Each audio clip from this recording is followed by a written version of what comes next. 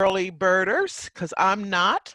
I could use another hour or so getting myself together. I'm glad to see you all on this Brady Bunch series because I got ready for a conference in West Virginia on Zoom. And I got up real early, got dressed, got myself presentable, and then realized I would only be looking at myself. And I was like, dag, if I had known that, I could have got 15 or 20 more minutes. So I want to thank you this morning, being a member of NASW. And if you're not, I'm going to encourage you to go out and even if you are a member, to try to get other people to join NASW. It is critical now at this time more than ever. We have a lot of work to do. You'll hear me talk a little bit later on about the election, but we're going to have a lot of work to do repairing our nation, trying to get legislation through.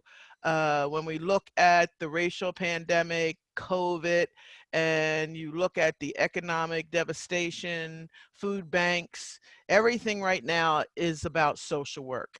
You know, how to help people who've never asked for help for the very first time ask for help, and how to make sure that our country remains a country that's indivisible and not divisible. So this morning, I'm decided that I'd like to talk with you.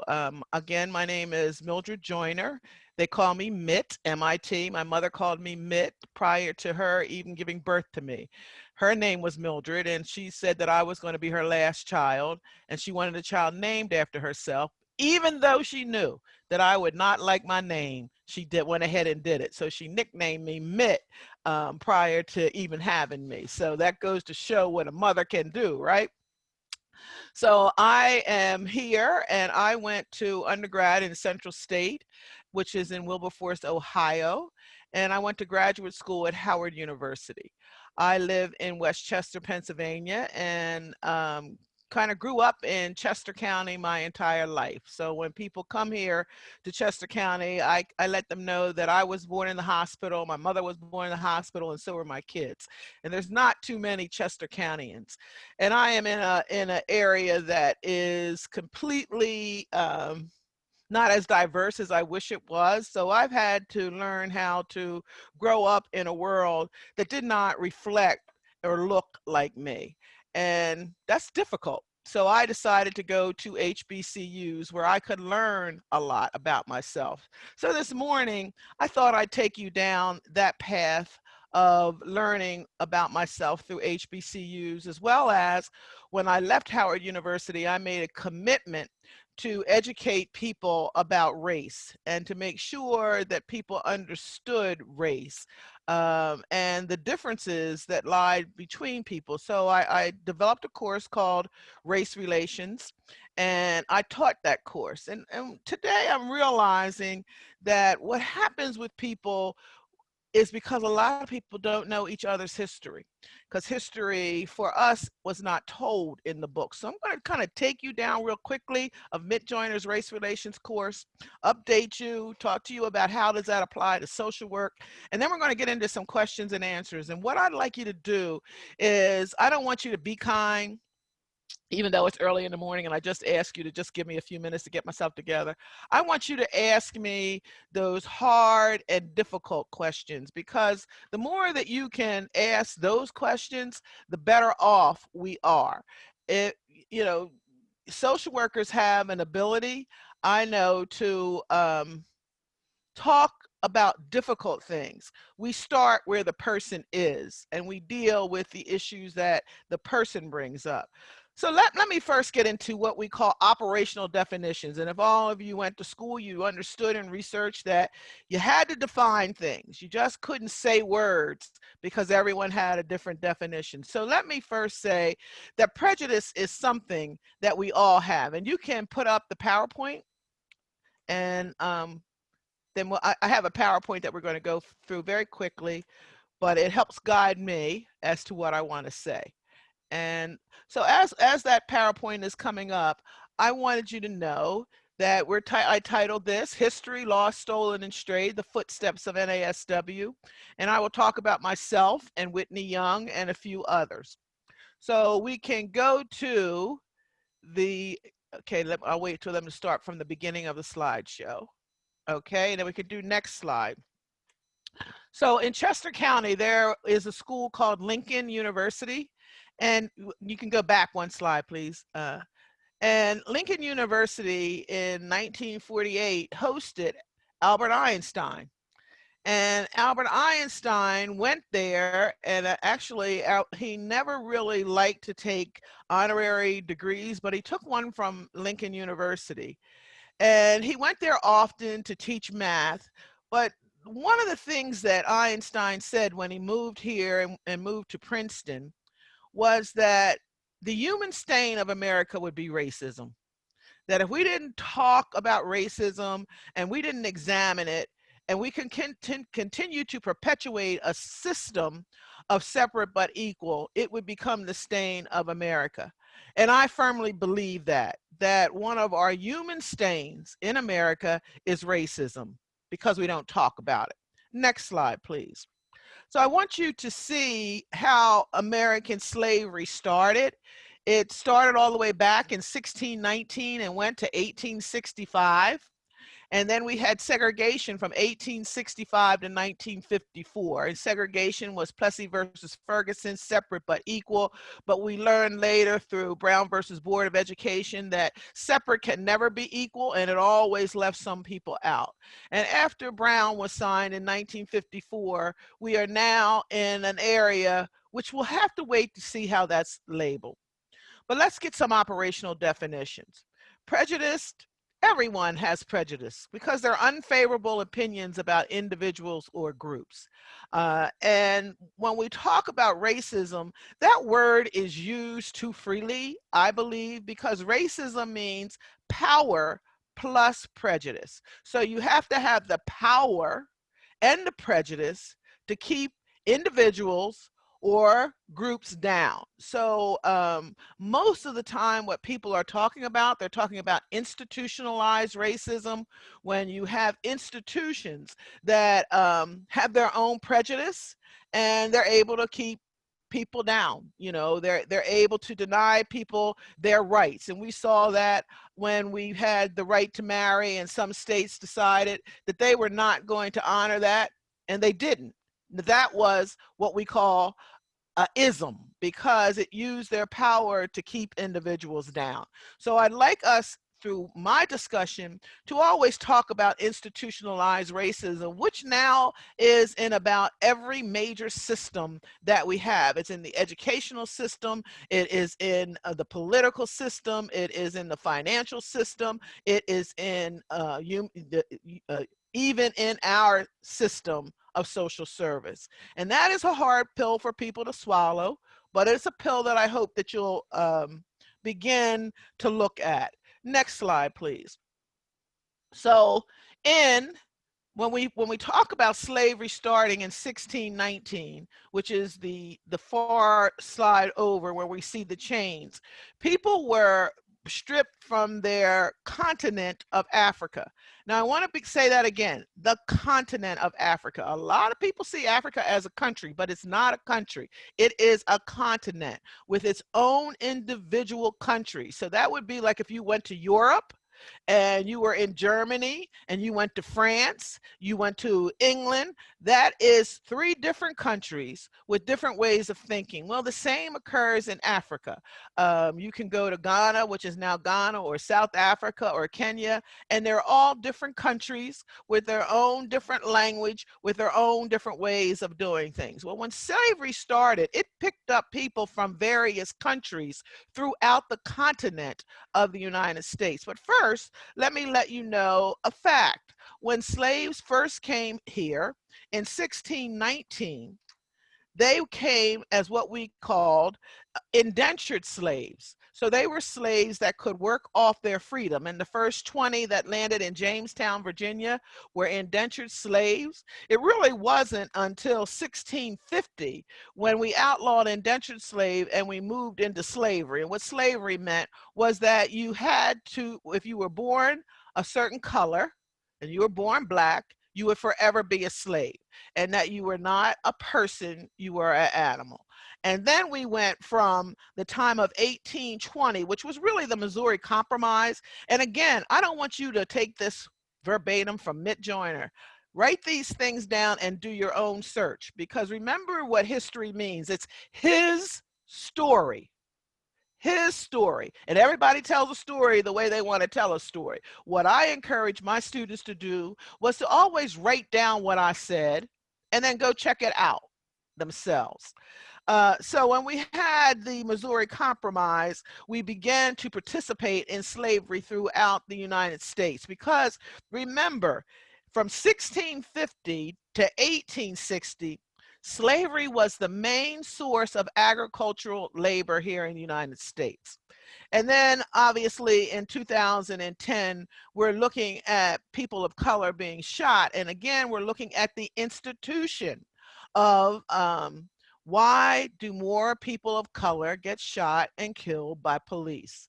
And so we've had interesting conversations since the death of George Floyd, and people are all over the place on this issue. It is not to say that everyone in the criminal justice system is bad or horrible. I wouldn't say that, because I sit here in Pennsylvania and my husband is a federal judge. So I know a lot of prosecutors. I know a lot of police officers, but I also know that there is implicit bias, because I taught a course at Westchester University to people who were majoring in criminal justice. And we'll talk about that. Next slide, please. So America was really kind of built on two major events. Let me say that when Christopher Columbus arrived here in America, you have to remember that there were at least 473 indigenous tribes that lived here in peaceful coexistence. They lived throughout the Americas, right?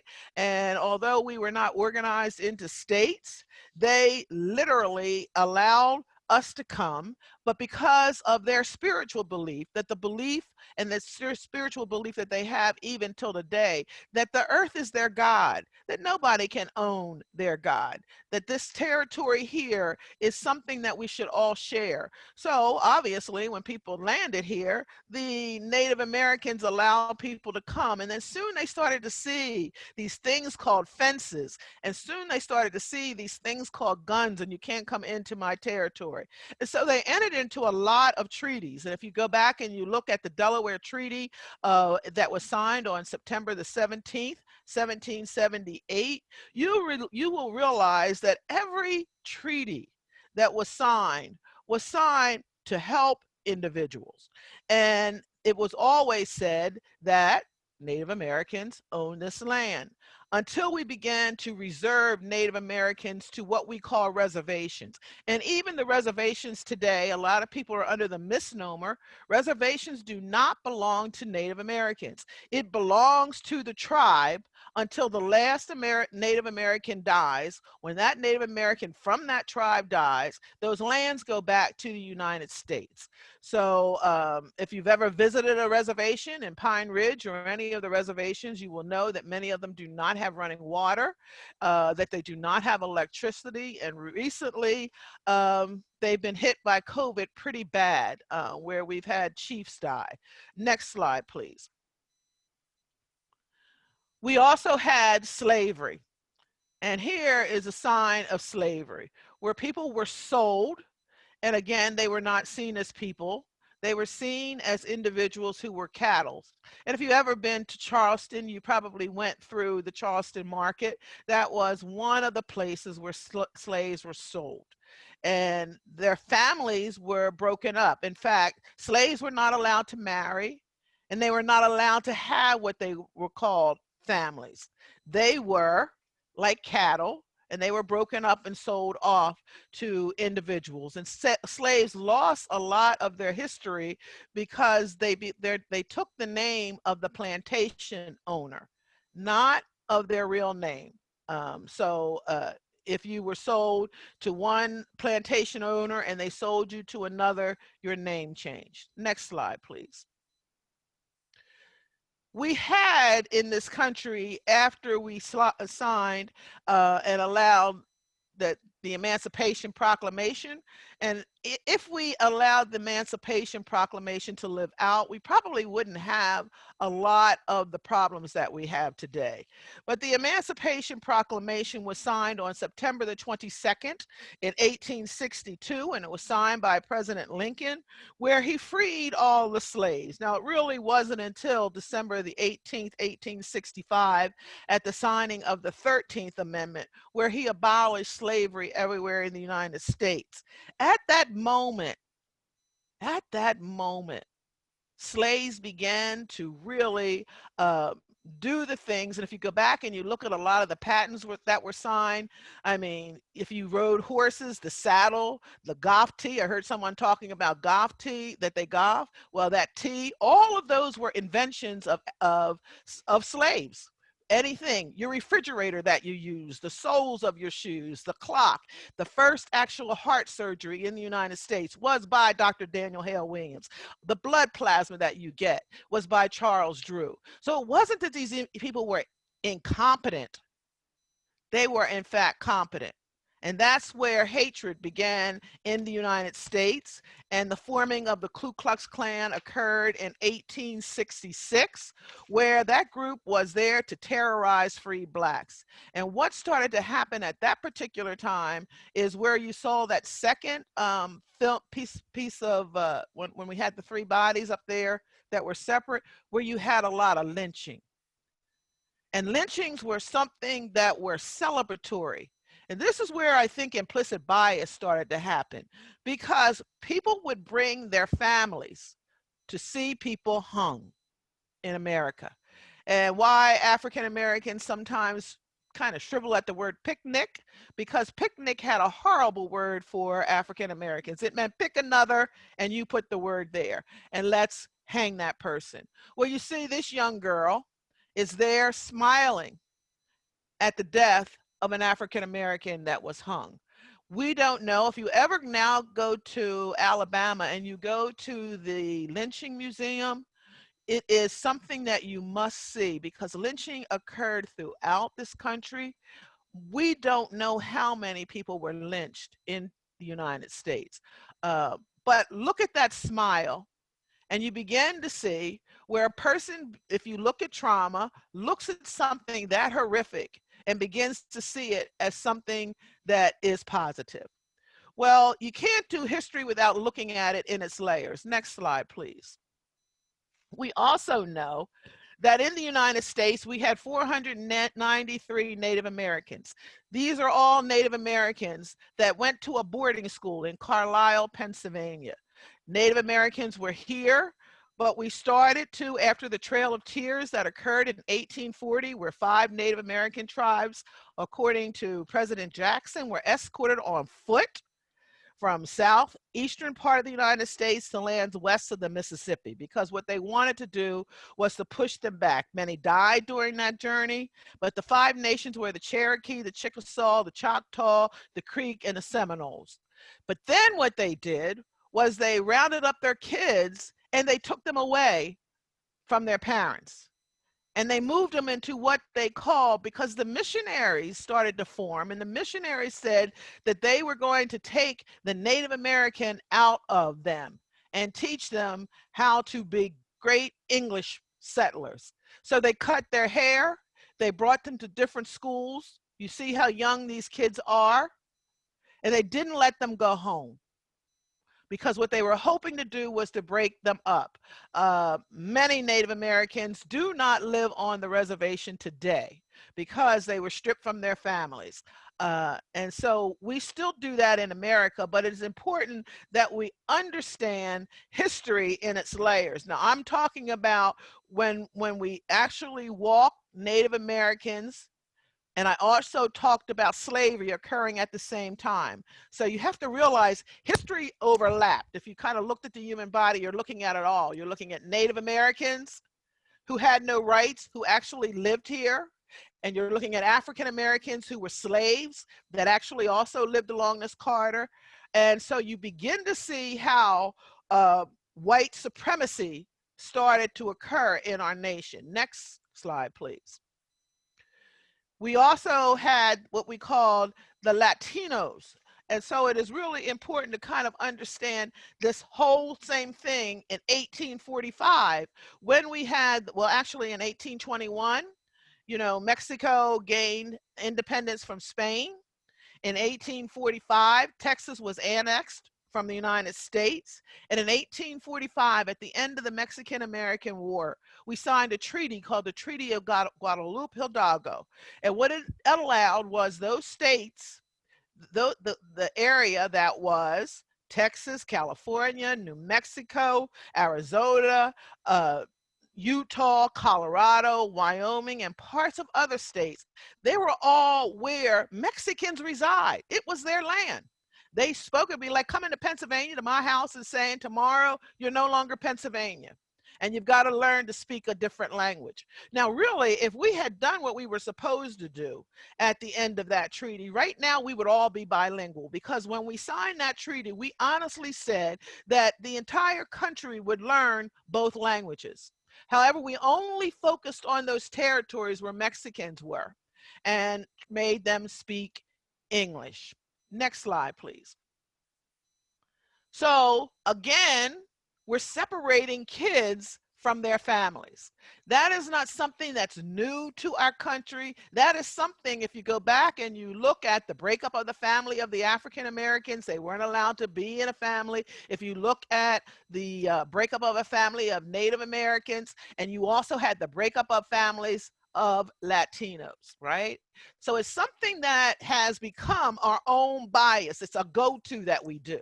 Next slide, please. Well, we also have to look at Asian Pacific Islanders. Asian people came to the United States, and it started again in when we look at China, when we looked at 1850, what was happening in California was the gold rush, the great gold rush. So we brought Chinese people here to help us dig and to help us build the railroads. But Chinese people were not allowed to own land on the Pacific coast. And they were not allowed, they were excluded from public schools, just like Native Americans and just like blacks. And in 1878, our Supreme Court ruled that Chinese people were not free white people, and so they were not allowed to be naturalized. But the thing that we did in Congress that you really should look up is we signed what we called in 1882 the Chinese Exclusion Act, which suspended immigration for 10 years, was made permanent in 1892 and again in 1904. And so in 1906, San Francisco then also went a little bit further because other Asian Americans started to migrate to the United States. But we went a little further.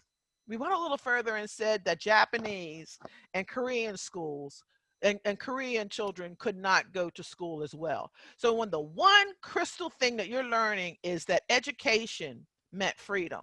So we had 4 groups of people: Native Americans, Asian Pacific Islanders, African Americans, and Latinos that were denied an education. Next slide, please. We see here at when we had the bombing of Pearl Harbor, that in 1942, President Franklin Delano Roosevelt ordered 9066, where he authorized all people of Japanese ancestry, both citizens and aliens alike, to be removed from their homes and to be spread out throughout the United States. And so many people didn't know what was happening. Many Japanese people, they just were told to take some clothes. They lost their land. They lost everything that they had. And they were put on these railroad cars with also all of the curtains pulled down, guns pointed at them, and they were taken to what we know were horse farms throughout our great country. Next slide, please. We told Japanese people that they were not white and therefore they could not live in our country. I said earlier, citizens and aliens alike. Next slide, please. So again, in spite of it all, in spite of all of that brief history, and I want you to always think of that history through layers. I don't want you to think of it through different periods of time. That was all going on in our country at the same exact time. But in spite of it all, people succeeded.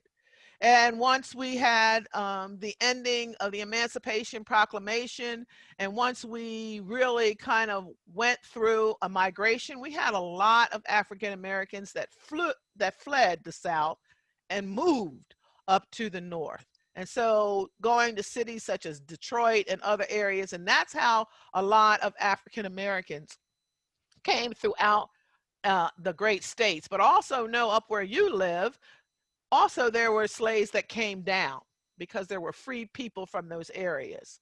If you ever do, I have a house in Martha's Vineyard, and if you ever go to Martha's Vineyard and study the history of African Americans there, you will see a real rich history of our people.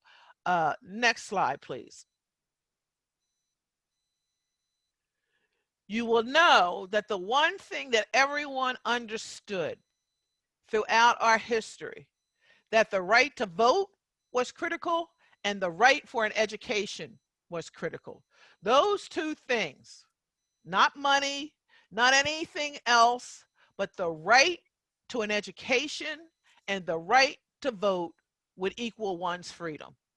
And here we are in 2020, still fighting for the right to vote.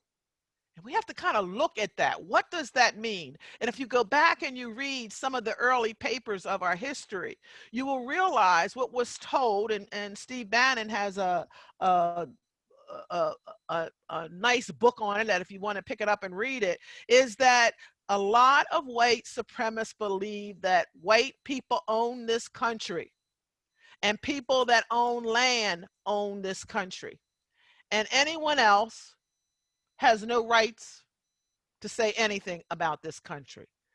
So when we look at land ownership and we look at who has the right to vote, we begin to see where the suppression comes. Next slide, please. People did everything for the right to vote. And so when I talk to young people today, I let them know that fighting for the right to vote is like a duck walk. You take 3 steps forward, and do know you will take 2 steps back. Until we have equality and equity in this country, it is a fight to be able to vote. And it has started all the way back with someone that I'm going to talk about, with Whitney Young. And Whitney Young was the president of NASW. And Whitney Young is someone whose shoulders I stand on. But Whitney Young, along with John Lewis, along with James Farmer, A. Philip Randolph, and 2 others, they were the organizers of the March on Washington. And they worked to pass legislation where there was equity for all. In fact, Whitney Young advised President Johnson, President Kennedy, and President Nixon, all on issues regarding civil rights. Next slide, please. So when you wonder what's happening in the streets today, and you wonder why people get upset, I like to always read from one of my favorite poets, and that's Langston Hughes. So what happens to a dream deferred? Does it dry up like a raisin in the sun, or fester like a sore and then run? Does it stink like rotten meat, or crust and sugar over like a syrupy sweet? Maybe it just sags like a heavy load, or does it explode? Does it explode? And you are seeing what is happening in our country over and over and over again. People don't take to the streets because they like being in the streets. People don't fight for their rights because they don't have anything else to do. It is that we have a constitution and we pledge allegiance to this flag, that all people are treated equal. And when it doesn't happen, It can't just always sag and say, wow, we'll try again. It can't just be heavy on the backs of the people of color in this country, the people that I just talked about, Native Americans, African Americans, Asian Pacific Islanders, and Latinos. Can't just be their load, because if you allow it to be just their load, I guarantee you it will explode. Next slide, please. So a person that I admire is Dr. Martin Luther King. But he always talked about, not so much, and why I came into social work was, what do I do for others? That's the most persistent question. And hopefully that's what brought you all into social work. And often we forget the very passion of why we came into this field: to help the vulnerable and the oppressed, to make sure that all voices were heard, and that people don't always have to look like us or have the same issues as us. We work for other people.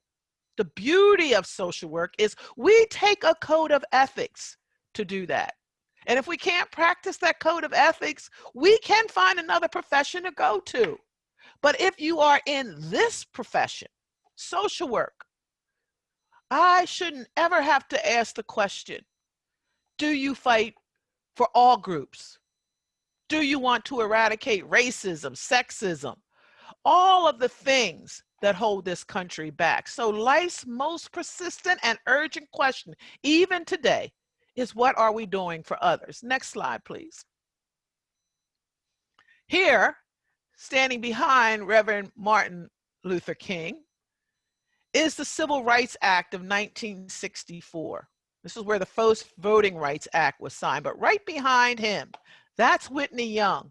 That's a social worker standing right there, making sure that the legislation that they went on the streets for, that their lives were threatened for, that their homes were shot up for, that President Lyndon Johnson would sign that. Not only, again, did Whitney Young, that social worker who sat in the seat that I sit in today, not only did he make sure that was signed, he made sure that all kind of federal legislation, the right to buy homes, all of that was signed, and the Voting Rights Act of 1965. Next slide, please. So when we look at this and I talk about our code of ethics, the one thing that I want to bring up, because I often hear people say, well, social workers can't tell people what to do.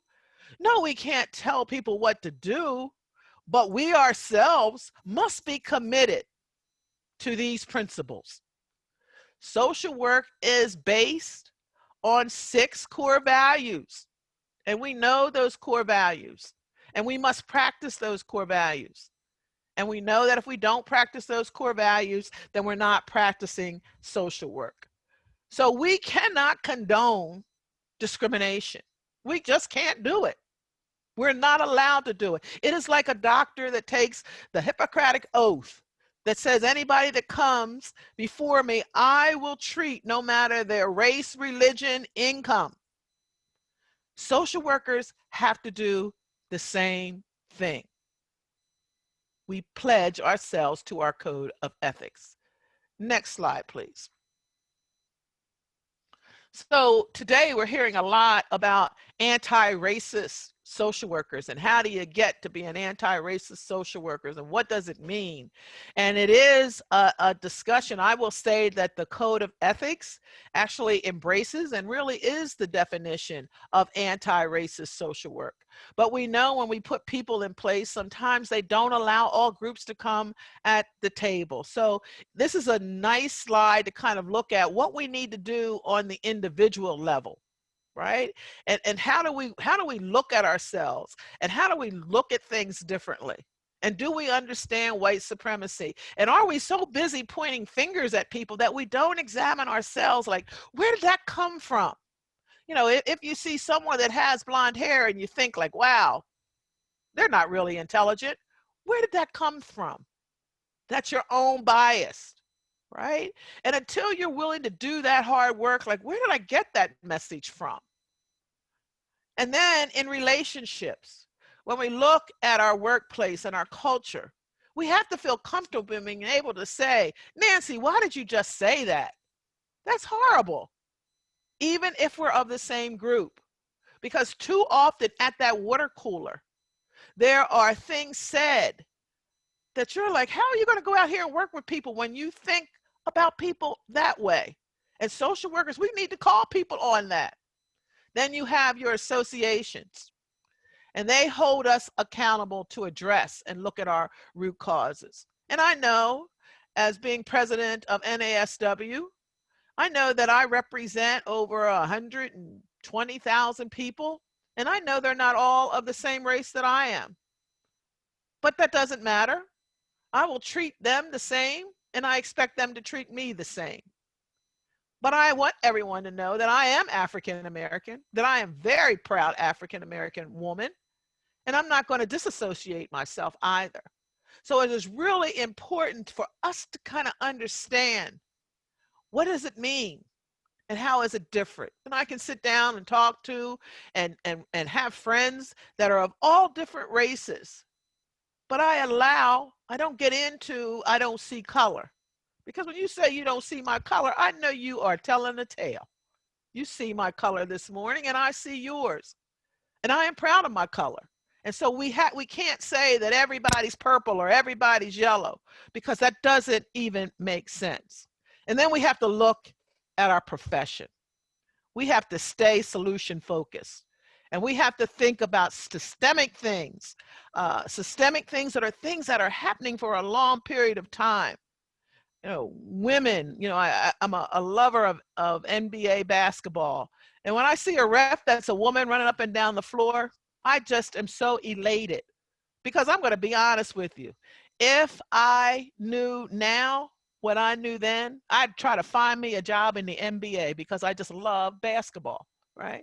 But I just thought it was a profession that women could not enter. And so I didn't pursue that.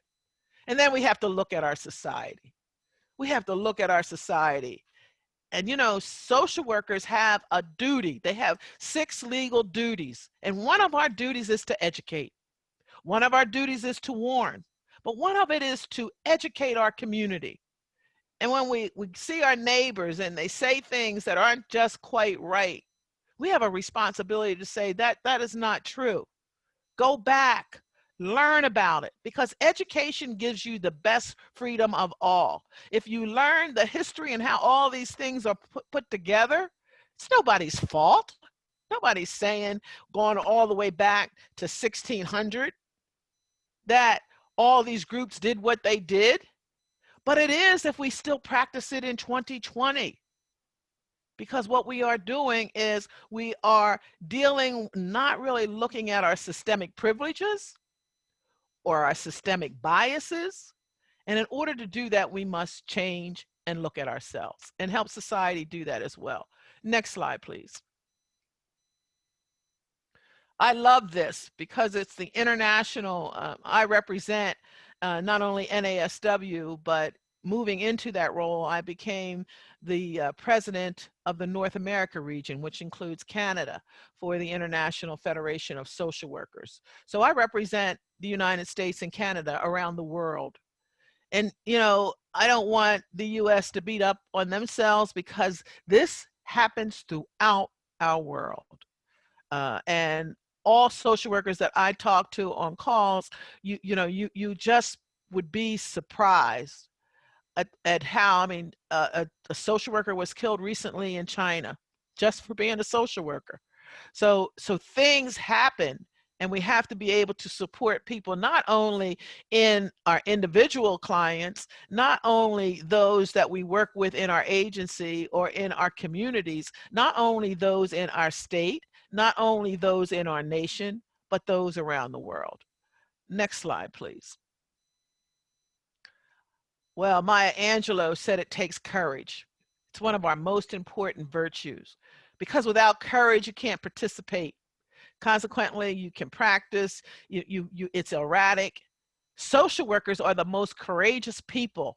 They are what I call social justice warriors.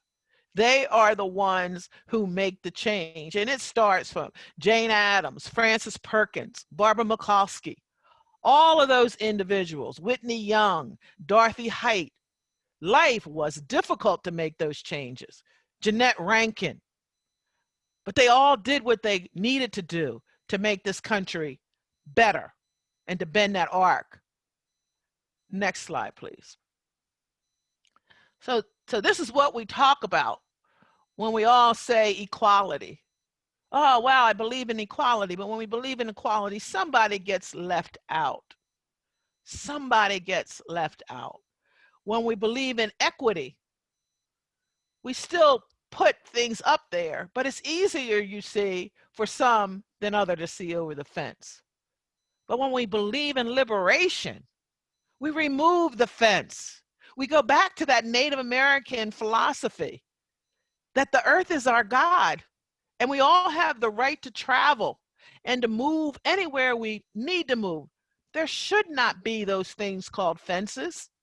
If you work hard enough, if you have your education, everyone has the right to succeed.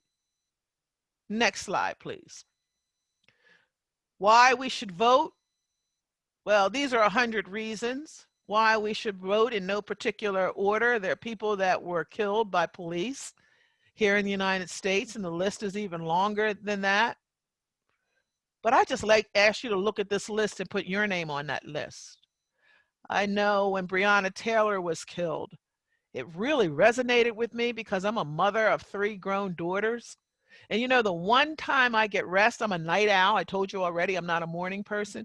The one time that I get rest, and it's because I'm a mom, is when I knew all my kids were home and in bed sleeping. I could rest. And I think of Breonna Taylor's mother, whose child told her, I'm home. I just came off of working. She's a frontline worker, working at 911, answering calls. I'm home, I'm tired, I'm going to bed. Great, Breonna. See you in the morning. And then to be awake by this terrible call, she was shot in her bed. Not once, not twice, not 3 times, not 4 times, 7 times. Home while she's sleeping. How does that happen in America? And for America to just say, I'm sorry, we didn't mean to do that. That's not enough. I'm Breonna Taylor's mother. That's not enough. I have 3 daughters myself. I worry now. I have 2 grandsons myself. They're African American. I worry myself. It is what keeps me doing this work. When people ask, why do you do this work? Because as you know, NASW president, we don't get $1 for being president. But we work about 16, 15 hours a day on all kinds of issues. At calls, I was at a call last night and in a call this morning. Why do you do that, my friends say? You could just be sitting in your rocking chair. I do it because I have grandchildren and I want them to live in a freer land and I don't want to have to worry about them. Next slide, please. Here is our last NASW conference, and the reason I show this picture is these are 4 young people. The 2 men on the end were in the foster care system. They grew up at with horrific lives, yet they still managed to be successful. They passed legislation that foster kids could have Medicare, Medicaid, and Medicare and services until they were 25 and 26, 1 in Hawaii, 1 up in your area. The young girl there with the jean skirt, her father committed suicide, and she took those lemons and made lemonade and went out and started talking to young people about what happens when your dad commits suicide so that she didn't have to have that shame and she could help. This young girl at that time was 16 years of age, going throughout the country. And then the lady there with the white scarf around her neck, that's a young woman in Maryland who is an illegal immigrant. And at that time, ICE was running around and still runs around to pick people up. But in spite of that, she went out and rounded up other illegal immigrants to help them understand how to process and how to get things done. Because she said she could not allow herself to have been educated and to not help other people in the United States. All of them, not all of them are social workers. 3 of them are. The young lady, I'm still trying to recruit. Next slide, please. So when Peanuts, and there you are, when Peppermint Patty said, I'm thinking about becoming a social worker. I wonder what they would make. They make a difference, Peppermint Patty. They make a difference. Next slide, please. So that ends all those slides. And now I hope I get some great questions. It just gave you an overview of the history in the United States. Now, let me say this. This is my book on race relations that I compiled. And I got that from all of these books back here.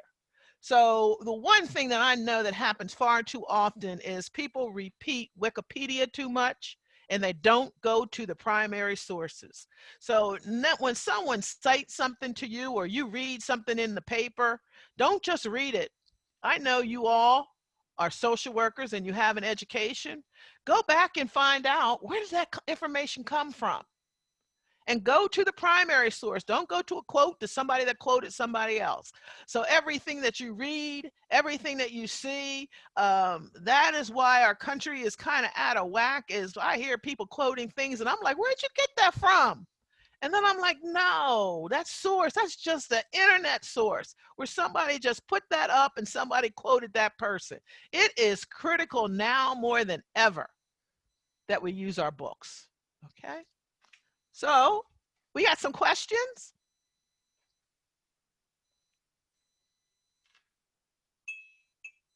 And don't get quiet on me. You can either take yourself off of mute to ask questions, or if you want to put something in the chat, and either Tori or I can ask the questions.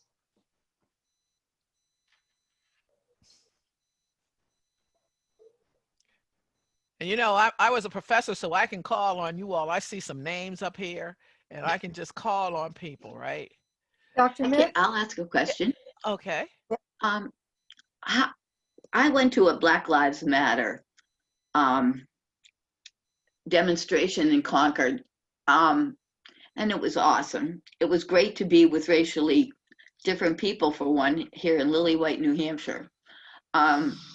How do you think we can get more involved in the Black Lives Matter movement as social workers? Well, you know, remember, Black Lives Matter is a movement, and you don't necessarily have to be on the streets for Black Lives Matter. Yeah. And what I tell my white advocates and allies right now, it is more critical that you talk to your own people than talk to anybody else. It is more important now to talk to individuals who are like, wow, why do people say Black Lives Matter? Well, because, and I don't mean to insult anyone, the president of the United States wouldn't call out Proud Boys, and we know what Proud Boys is all about. And when I heard that, I'm like, really? Really? People can't stand up and see where that's wrong? They're literally calling people out to hurt me, to hurt my children. That's what Proud Boys do. And when you don't call it out, really, in these United States, I have to say that there are social workers who are Democrat and Republicans, and I have no problems with that. Where I have problems is when they don't embrace the code of ethics. I don't really call this president a Republican. I really don't. Because I know some Republicans that maybe I had difference of opinion because they believe that the government shouldn't be involved in X, Y, and Z. That's really what Republicans, they were conservative about money. We want to keep our money in our states. And now all of a sudden we have ideologies about mask? Really? Yeah. You know, I mean, really, you want to put a party around a darn mask? That's not, and I know too many, I live in a Republican county. I told you my husband was a federal judge. He was appointed by George Bush 1. So I have seen Republicans, but I just don't understand what is happening. These people haven't went to the books. And so I say to people, it is okay to march and go down and march with Black Lives Matter. But what is more critical is for us to have these one-on-one conversations like we're having this morning, to be able to say, let's kind of look at where that went. You know, there are, and I used to tell people in my class, there are African Americans that I wouldn't let in my house, as well as there's white Americans that I wouldn't let in my house. But I judge the people by the content of their character, not by the color of their skin. And it And is I critical that we do that. just So, follow up with a little anecdote there. Mhm. My daughter was wearing a Black Lives Matter t-shirt. We just went to Hampton Beach, and she was told Black lives don't matter. She couldn't believe that one. I mean, that you think you get the standard all lives matter, but you got the Black lives don't matter, which she was about ready to engage in some major fighting with her. And I said, cool it. But I knew where she was coming from. I was outraged too. the reason why I think history is so important is if you go back and you look at your history books, we're not taught that all lives matter, right? We're taught our European history, and we're not taught about the Trail of Tears. When I started teaching stuff like that, students would say to me, really? And, you know, of course, one of my favorite things in my courses were, if you can find anything that I said that's incorrect, I will give you an A and you never have to show up in my class again. And so, you know, students were out there doing their own research because they wanted that A and they did not want to come to my class again. But by the time they were finished, they were like, I can't believe what is not in the history books. Right? I can't, why do we allow our history books? I mean, even when we talk about Christopher Columbus, it's all wrong, right? So the school board matters. I tell people who you vote for the school board matters because inclusive curriculum is critical to our existence. It's critical to our existence. So it is important that we begin to correct those things. And I don't get into all lives matter because that's like saying to somebody, well, I have a birthday and it's my birthday. Well, I have a birthday too. You're like, but we're not talking about your birthday. This is my birthday, right? So it is hard to get into arguments with people who are people that hate. I don't waste my time. I waste my time on people who question, because people who hate, you know, they're extremists, and I just can't really waste my time. But people who question, people are like, I didn't know that, or like, wow, can we talk about that? Or do you have a book that I can read? Those are the people that's important. So I ask my allies and my advocates to go to your race and to begin to make that change, because you know one thing that I want to say, we wouldn't have any racism at all if white people said there were no racism. They have the power to stop it immediately. It is just like women's right to vote. When women wanted to vote, they were demanding, we want the right to vote. And the only reason why women received the right to vote is because they were getting ready to allow black men to vote. And women were saying, whoa, and no, you can't do that unless you give us this right to vote. But do you know who decided that women could have the right to vote? Men. They were the only people that had the power to vote on that issue and to say we will give women the right to vote. So if we wanted to stop racism tomorrow, if whites collectively said we will not do that anymore, it would be gone.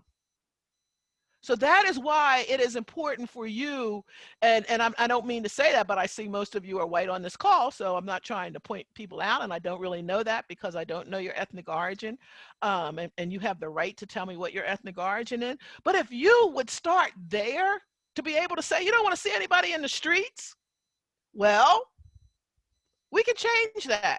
I say the same to police that I train. You don't want people talking about the police? Well, rid the police of bad police officers. Don't have this code of where you're not going to tell on somebody that's doing something that's horrific. If you want to make the system better, make it better. You have the power. Police officers have the power to say, we're not, I have a book up here called Code Blue. We're not going to follow that any longer. When we hear someone or see someone doing something wrong, we will enforce the law. It could stop tomorrow. You know, you have to look within. Change begins from within.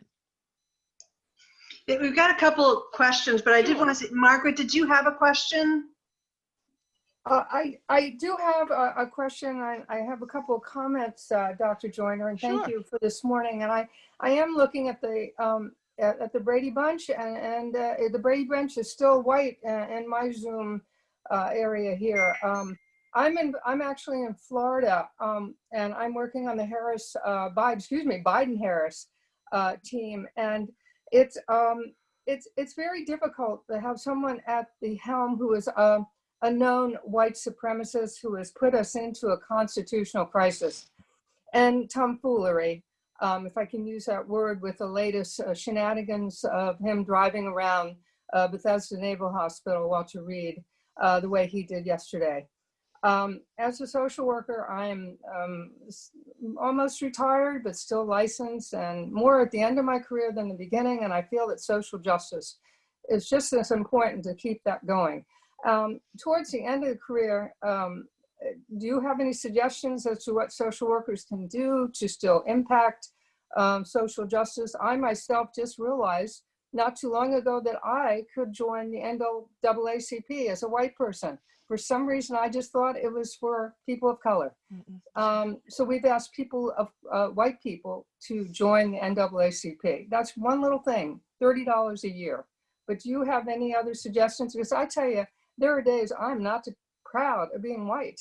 I'm really not. Listen, no one, we were all born with the color of our skin, and we should not feel guilty about the color of our skin. We should be proud of the color of our skin.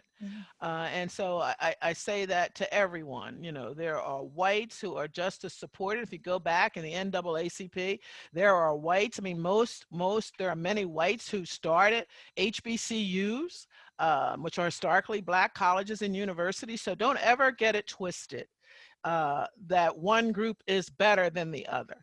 I think what you're doing, working for Biden Harris, is going to be critical to get. We've got to get back to normalcy. You know, we've got to get back to normalcy, and then we have to help the Republican Party find a new candidate that they're going to run the next time, because we should never allow this to get again. We should never allow an inexperienced person who already have testimony go to the highest. We see what happens. And this is just not race. I mean, you know, how many COVID people died alone? And I know too many people whose mothers and fathers were in those hospitals and they couldn't get in the hospital. They couldn't even see out through the hospital. To have the president of the United States get in a car and ride by and say hello. Now I am a clinician, you know, and I still keep my license, and I'm with you, Margaret. I'm at the end of my career, but I also have a DSM up here, and I know that I can look up and say, and then one thing where I get my empathy to be able to say, this man has a mental illness. Yes. Yes. And history, I know history will write that. Right? Yeah. And here we refuse to point it out. We are allowing someone who is narcissistic, who is amoral, who has an inability to feel. It allows me to empathize, to keep going. And I know why I said to my husband, I know why he had to get out last night. Narcissists can't stay in a room by themselves. Right. That's you know, right. I mean, when you look at that, if you are working with a client and you realize, and you start to realize, wow, it is impossible for a person to stay by themselves. People who are alone and cannot tolerate being alone, we know we would have them in therapy. And so the question that we have is not so much about him, it's about Congress. How do you allow that to happen, right? And that's where I worry. If you go back and you look at what happened with Hitler, and you look what happened, it's happening, people. You know, it's happening. And I used to wonder when I was in school, was like, well, how did the Germans allow that to happen, right? I no longer have that question. I no longer have that question, because we are allowing this to have that to happen. And when I look at, you know, and when I look at the signs, I'm like, really? And I want to talk to people about that? Where does that come from? A lot of it, and people did say when we started the internet, it would probably be the worst thing we ever did. And in some ways it is, because a lot of people get their information off of these daggone whatever listservs or social media, and they refuse to go back. So knowledge is power. And Margaret, do what you need to do. I don't really think you have to go out and raise a flag. Look, you know, COVID. I love my grandkids. I love my son. I want to live. I can't be out there like I would be if I was 18 and 19. I'm gonna be honest. I want to be. The one thing that's so hard for me is I want to be in the streets, but I know that I can't. So I get on Zoom, I talk to people, I try to get people to think about voting. I do whatever I can, because I do worry if this vote does not go the way it needs to go, we will not have a democracy. They're going to come for you. You know that saying, they came for, and then they came for, and now they come for me. There's a question about how NESW can impact the messages that are almost hypnotic that come out of like Fox News, because it's frightening to listen to people who use Fox News as their authority. NASW, we need to train people to be on Fox. We need to train people to be on every one of those news channels, because the one thing that I learned in my education is you've got to be on the defensive and the offense, right? Again, doing my analogy of football, you got to be able to stop that ball and not score.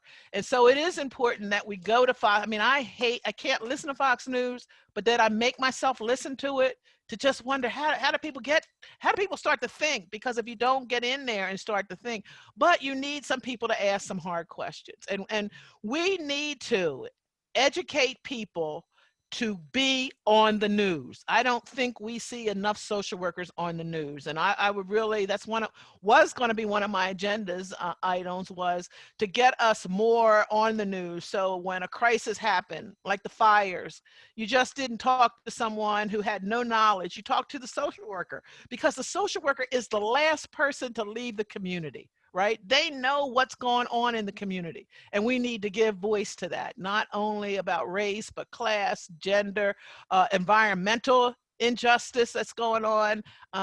So if you like to talk, and Margaret, maybe that's something you can do, call up your news people. And when I talked to a couple of news people, and what they said is they don't have enough social workers that they can call on. They don't know. When they want to do a story, they need to know the person that they're going to do the story. So we got to get out there and educate them about us, right? And so that is something that you could try. I had a question. Sure. So I'm a student at Plymouth State University, and I grew up in Swansea, New Hampshire. And the education piece is really interesting to me, how we can push and advocate for, even in elementary school, to be taught actual history that's not whitewashed. Because now that I am being more educated, I can go to my family and my mom will ask me those questions now, and I actually have an answer. Mm-hmm. I think education is so important. So I'm just curious how we can advocate and try to change our history books in school. Well, you're young enough to run for that school board, right? So hopefully one day you might do that. And when your kids bring home lists, those lists of who to do stories from, my kids would hate me when I mean, really and truly, you got it. But my kids are strong because of this. I would put somebody on the list that looked like them. Somebody that was different. We're not going to learn, but there's going to be too many people to stand up there and talk about Christopher Columbus. You're going to talk about some of the Native American tribes that he indicated. And they were like, Mom, oh, Mom. And I had to fight with the teacher sometimes to be able to say, you don't have an inclusive. And I was that type of mother that I was in the school. I'm that type of mother that people respected. But at the same time, I'm that type of mother that's going to keep pushing. And so going to the school board meetings and to be able to say to the teachers who give their thing, you've got to have some kids around this room that look like my kids. You just can't have kids around this room that look like your kids, because then they won't strive to be who they need to be. So I think as young people, we have to ask the people on our school boards those questions. Or are you going to have an inclusive curriculum. The area that I'm worried about right now is not so much about that, but what we're going to push is when COVID's over, we need year-round school. There's no question. We need year-round school, and we don't need to wait for it right now. We know that once this is over, that there's already a lag. I mean, my young one starts kindergarten. My youngest grandson, he goes to private school, but I mean, he knows everything about Zoom. I mean, he teaches me stuff on Zoom that I'm like, oh, I didn't know that. But he's going to need that gap of interactions. He has to learn that he cannot list talk to people this way. So I'm going to be I'm having a call on, what is it, 10/20/20 that you all can join at 1:00. We're going to do a thing on voting. It's going to be free, NASW and NASW Ohio. And we're inviting all the NASW chapters to participate on Zoom. And Joyce Beatty, who's a friend of mine that went to undergrad with me, and she's a representative, we're going to be asking her some questions. And that's one question. Like, let's get out in front. Let's be our Frances Perkins and Jeanette Rankin. And let's start to get some legislation out here of what are we going to be able to do to help the states, and to also help, because schools are funded through your local tax dollars, but what is the government going to do to help teachers stay there year round and for at least 3 years after the pandemic? What are we doing about retrofitting the schools so the kids can go to school and not be so hot? We need to do that now, because if we continue, you just said something where education is critical. And if we start to slip and go back, we're already behind Europe, because Europe has had year-round school for years. So we are already behind. Just could you think about kids? They said 30% of the kids who are supposed to be in kindergarten are not showing up. 30%. So that was my question for you, is in the early days of your work. It's Elizabeth Kipp. I'm a student at UNH. I'm homeschooling kids right now, so I don't have the ability to put on my camera. So my question to you is, in the early days of your work with the international piece of what you're doing, what are you seeing? Is there anything that we can pull from any of the other countries, that something that's working for them that could work for the US, that can work for our social workers? Is there something that stuck out to you that is really something we can use to infiltrate our country? Right now, when I talk with my colleagues, and we just had a call last week, they they cannot believe what's happening in the United States, because we are always the ones, they look to us for resources. They're always like, what do you do? What does North America have to say? And I just had where the Philippines want me to be on a call about COVID. And I'm like, you don't really, our country's last. So I had to ask my Canadian people, you got to join me on this call. So I don't want to lie to these people and act like the US is strong. What they do believe is that we stand up as social workers. And so they believe that we will fight, that this is our time where you don't go to that there's a fork in the road. When things are good, there's no choice. You just walk along the path and you help people. Right now we're at a fork in the road.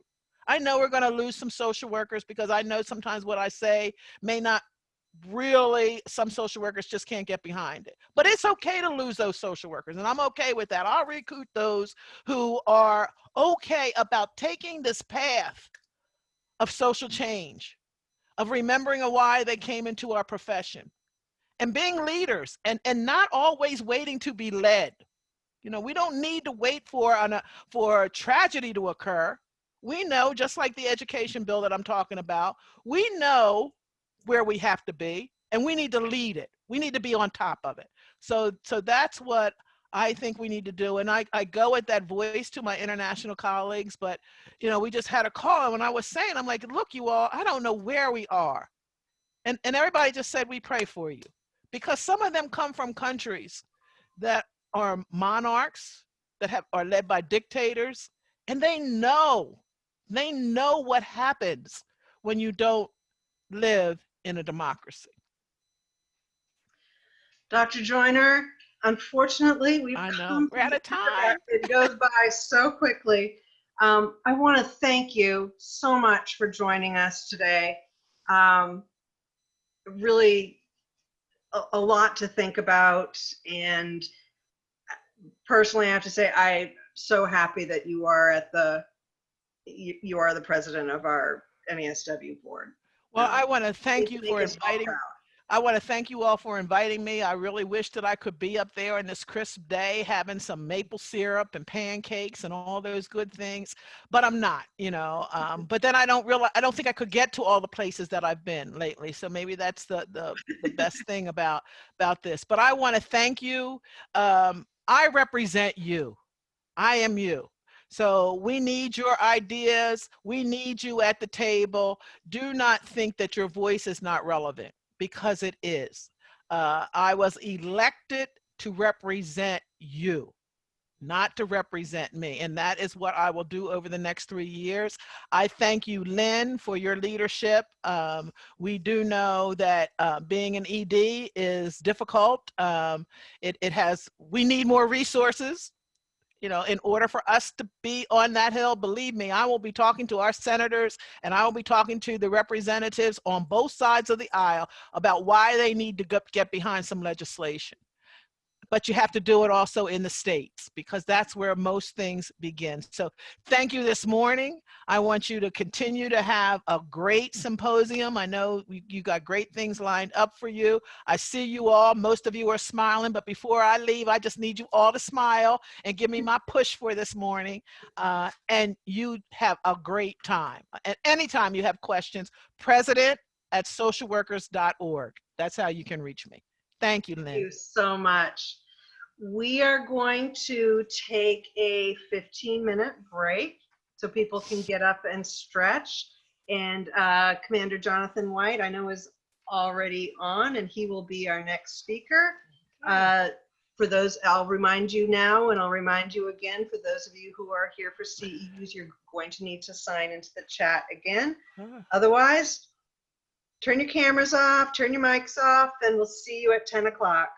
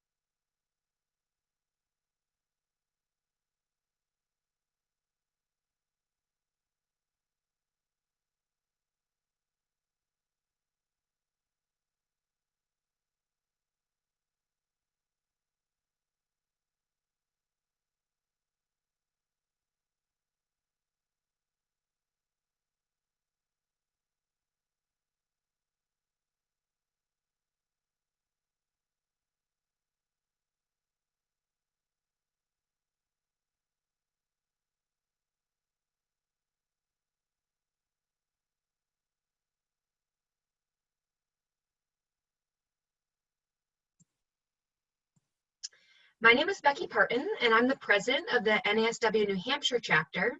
Thank you all so much for being here today. This has been such a great lineup. Mitt brings such great energy to her position, and I don't know if she said this, but she just became president this summer in the midst of the COVID and racial pandemics, so she's taken on a really big task. And someone acknowledged us in the chat, but this is a volunteer position. So Mitt's not here right now, but I just wanted to say that we appreciate Mitt and we appreciate her voice. We're so fortunate to have her as a leader. As Lynn said earlier, if you want CEUs, you can type your name into the chat now that we're back from the break. And I'm going to be introducing, I'm so pleased to introduce our next presenter, Commander Jonathan White. Jonathan White is a commander in the U.S. Public Health Service Commission Corps and a licensed certified clinical social worker. He's the Director of Recovery in the U.S. Department of Health and Human Services, Office of the Assistant Secretary for Preparedness and Response. He led the mission to reunify children separated from their parents at the U.S. border as the Federal Health Coordinating Official for the Reunification Mission. Prior to joining ASPR, he was the Deputy Director for Children's Programs in the Administration for Children and Families Office of Refugee Resettlement, where he led the Unaccompanied Alien Children Program, which provides care and services to 40,000 to 60,000 children and youth annually who enter the U.S. without parents or legal guardians. He has deployed or held national level leadership roles in over 50 domestic, disaster, public health emergency, UAC influx, and programmatic crisis events. Commander White came to New Hampshire in May of 2019 to speak at our conference, and we were all very impressed. So thank you so much for being with us today, and I'm going to turn it over to Commander White. Oops.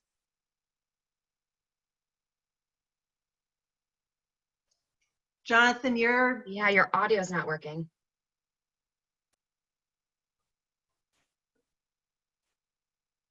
Okay, not hearing anything. Okay. Yep. We're going to give him a minute. Jonathan's working on his audio. Okay. And while we're waiting, don't forget to put your name in the chat. Yeah, I just did. Okay. Okay, I've switched. Can people hear me now? We can. Yes. Excellent. Okay. If you hear the bald guy talking, I'm doing something right. So that's great. So I'm Jonathan White. Thanks for the generous introduction, Becky, and thanks to all of my social work colleagues in New Hampshire, Vermont, and Maine for this chance to talk with you for a few minutes. I want to spend a few minutes talking with you about what I think social workers should know about COVID-19.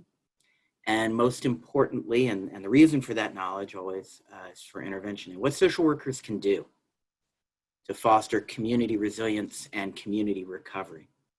And I want to start by acknowledging, I am presently leading the National Health and Social Services recovery efforts for COVID-19 for the whole country. But I want to start with a clear understanding. When I say recovery, that does not mean the pandemic is over. It is far from over, and I will be talking about that in a few minutes. But response to the pandemic and recovery from its effects are things that we have to do at the same time. So I just wanted to be clear, while I am in charge of some aspects of COVID-19 recovery, and that's what I want to talk with people about, this isn't recovery the same way as recovery often works from natural disasters, where the disaster is over and then you begin putting the pieces back together. We won't have that luxury for this pandemic. We must work to keep things together and put back together the things that get broken at the same time and in real time. And I'll be talking more about that.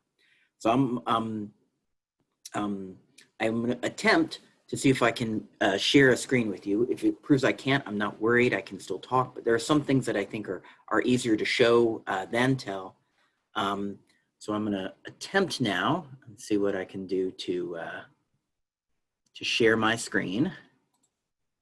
Let's see, share screen, and to share, if all goes well, the correct screen. Okay, let's try sharing this and see if I can. All right, so if all goes well, you will be seeing a boring looking slide template of the kind only the federal government can produce. for the agency that employs me, which is ASPR, the Office of the Assistant Secretary for Preparedness and Response in the U.S. Department of Health and Human Services.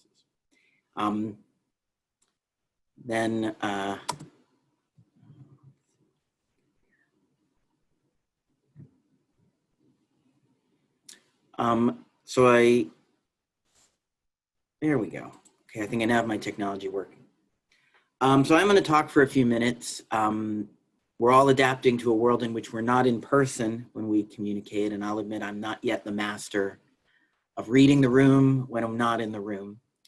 So I'm going to talk for a little bit, but you shouldn't hesitate. I'm hoping I'll try and save some time for questions at the end, but you shouldn't hesitate to ping me with some before then, and then I'll try and get the chat up and things like that.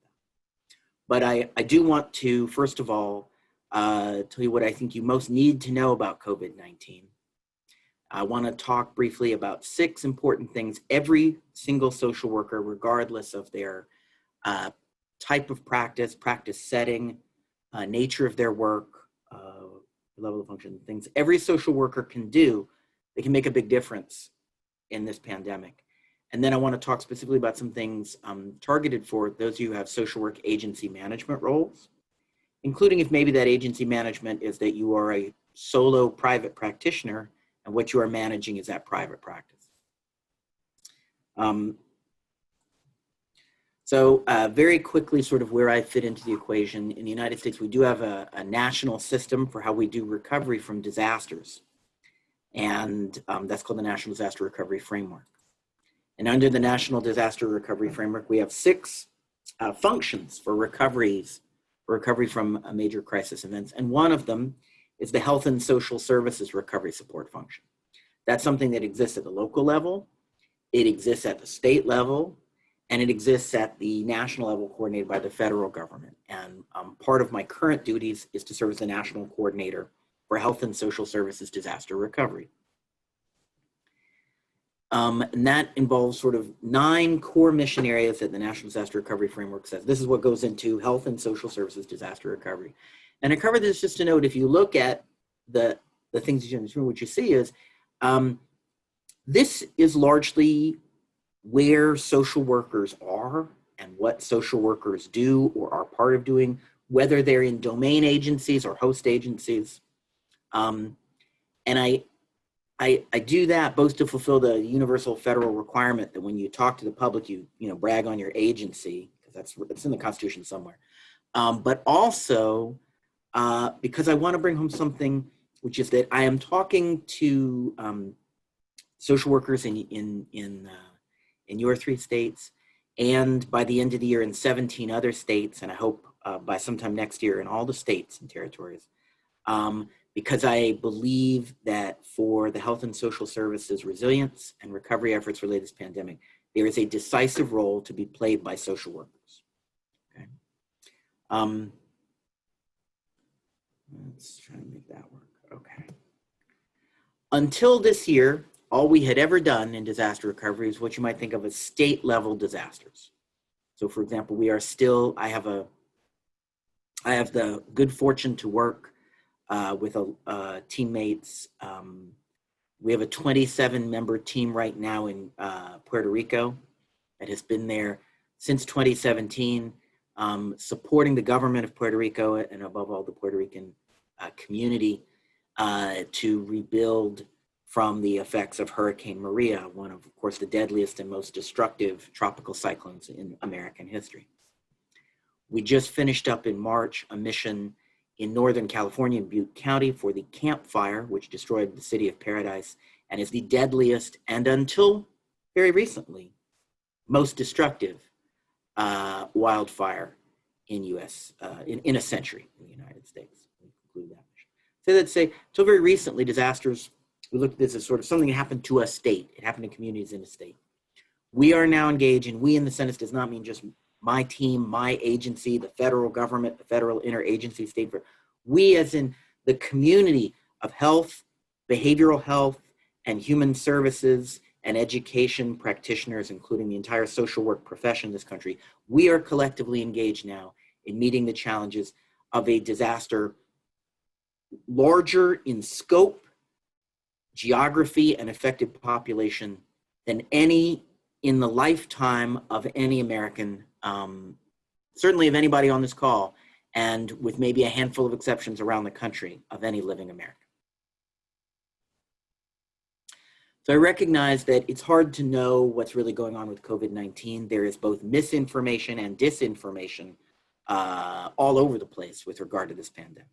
And we don't have life experiences to draw on to compare it to prior pandemics. It's not like earthquakes or wildfires or hurricanes, where if you've been in one, you've probably been in 10, and you know what to expect, right?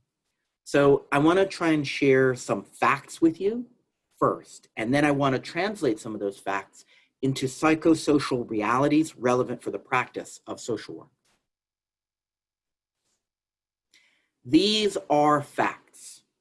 Everything I'm about to tell you is a fact.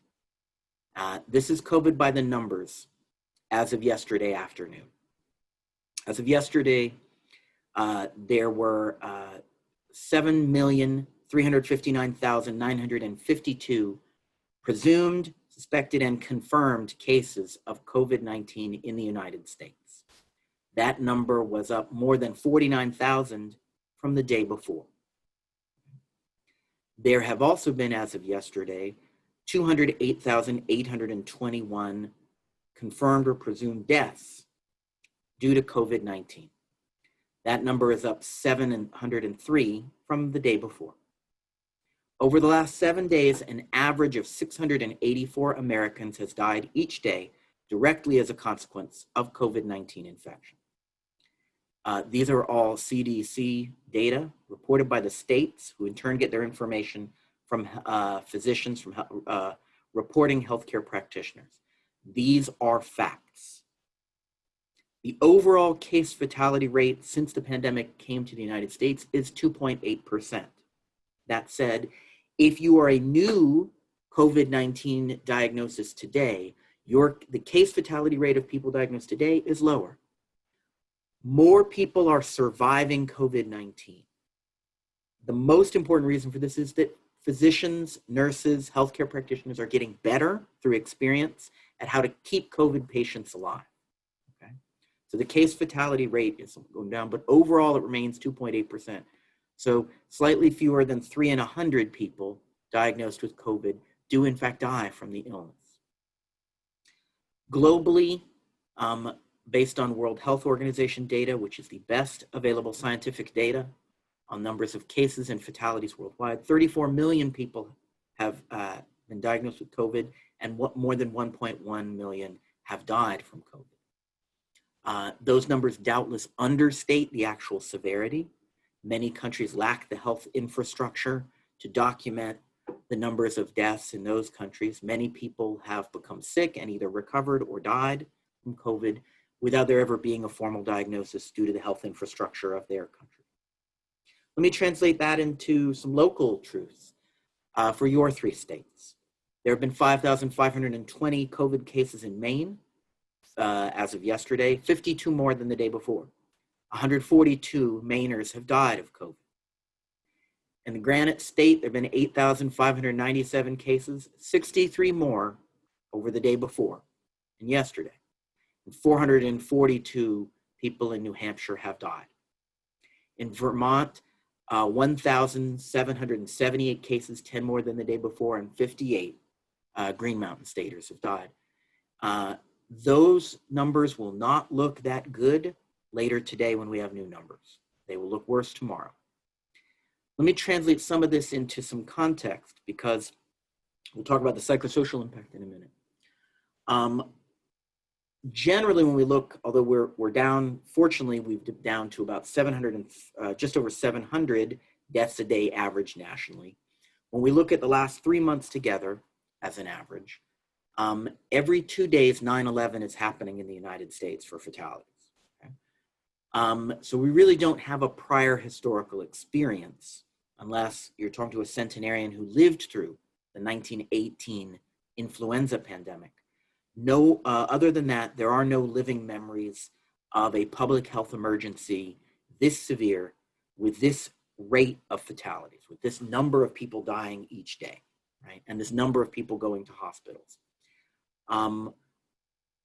So having said that, let me translate some of those facts. Let me draw, first of all, a couple inferences from these facts and then translate into psychosocial realities. First of all, important to understand, it is not the case that the COVID-19 pandemic is over. It is not the case that things are getting better. The pandemic continues, and there are fluctuations in the severity in terms of numbers of new cases, numbers of new hospitalizations, numbers of new deaths. That goes up at times and down, but there is no expectation that we have turned the corner or this is behind us. That is not true. There is no evidence to support that claim. And there is a very real possibility that as the fall goes on, as more states have colder weather, as more extensive indoor activity becomes, there will be an increase in the number of new cases, the number of new hospitalizations, and the number of new deaths.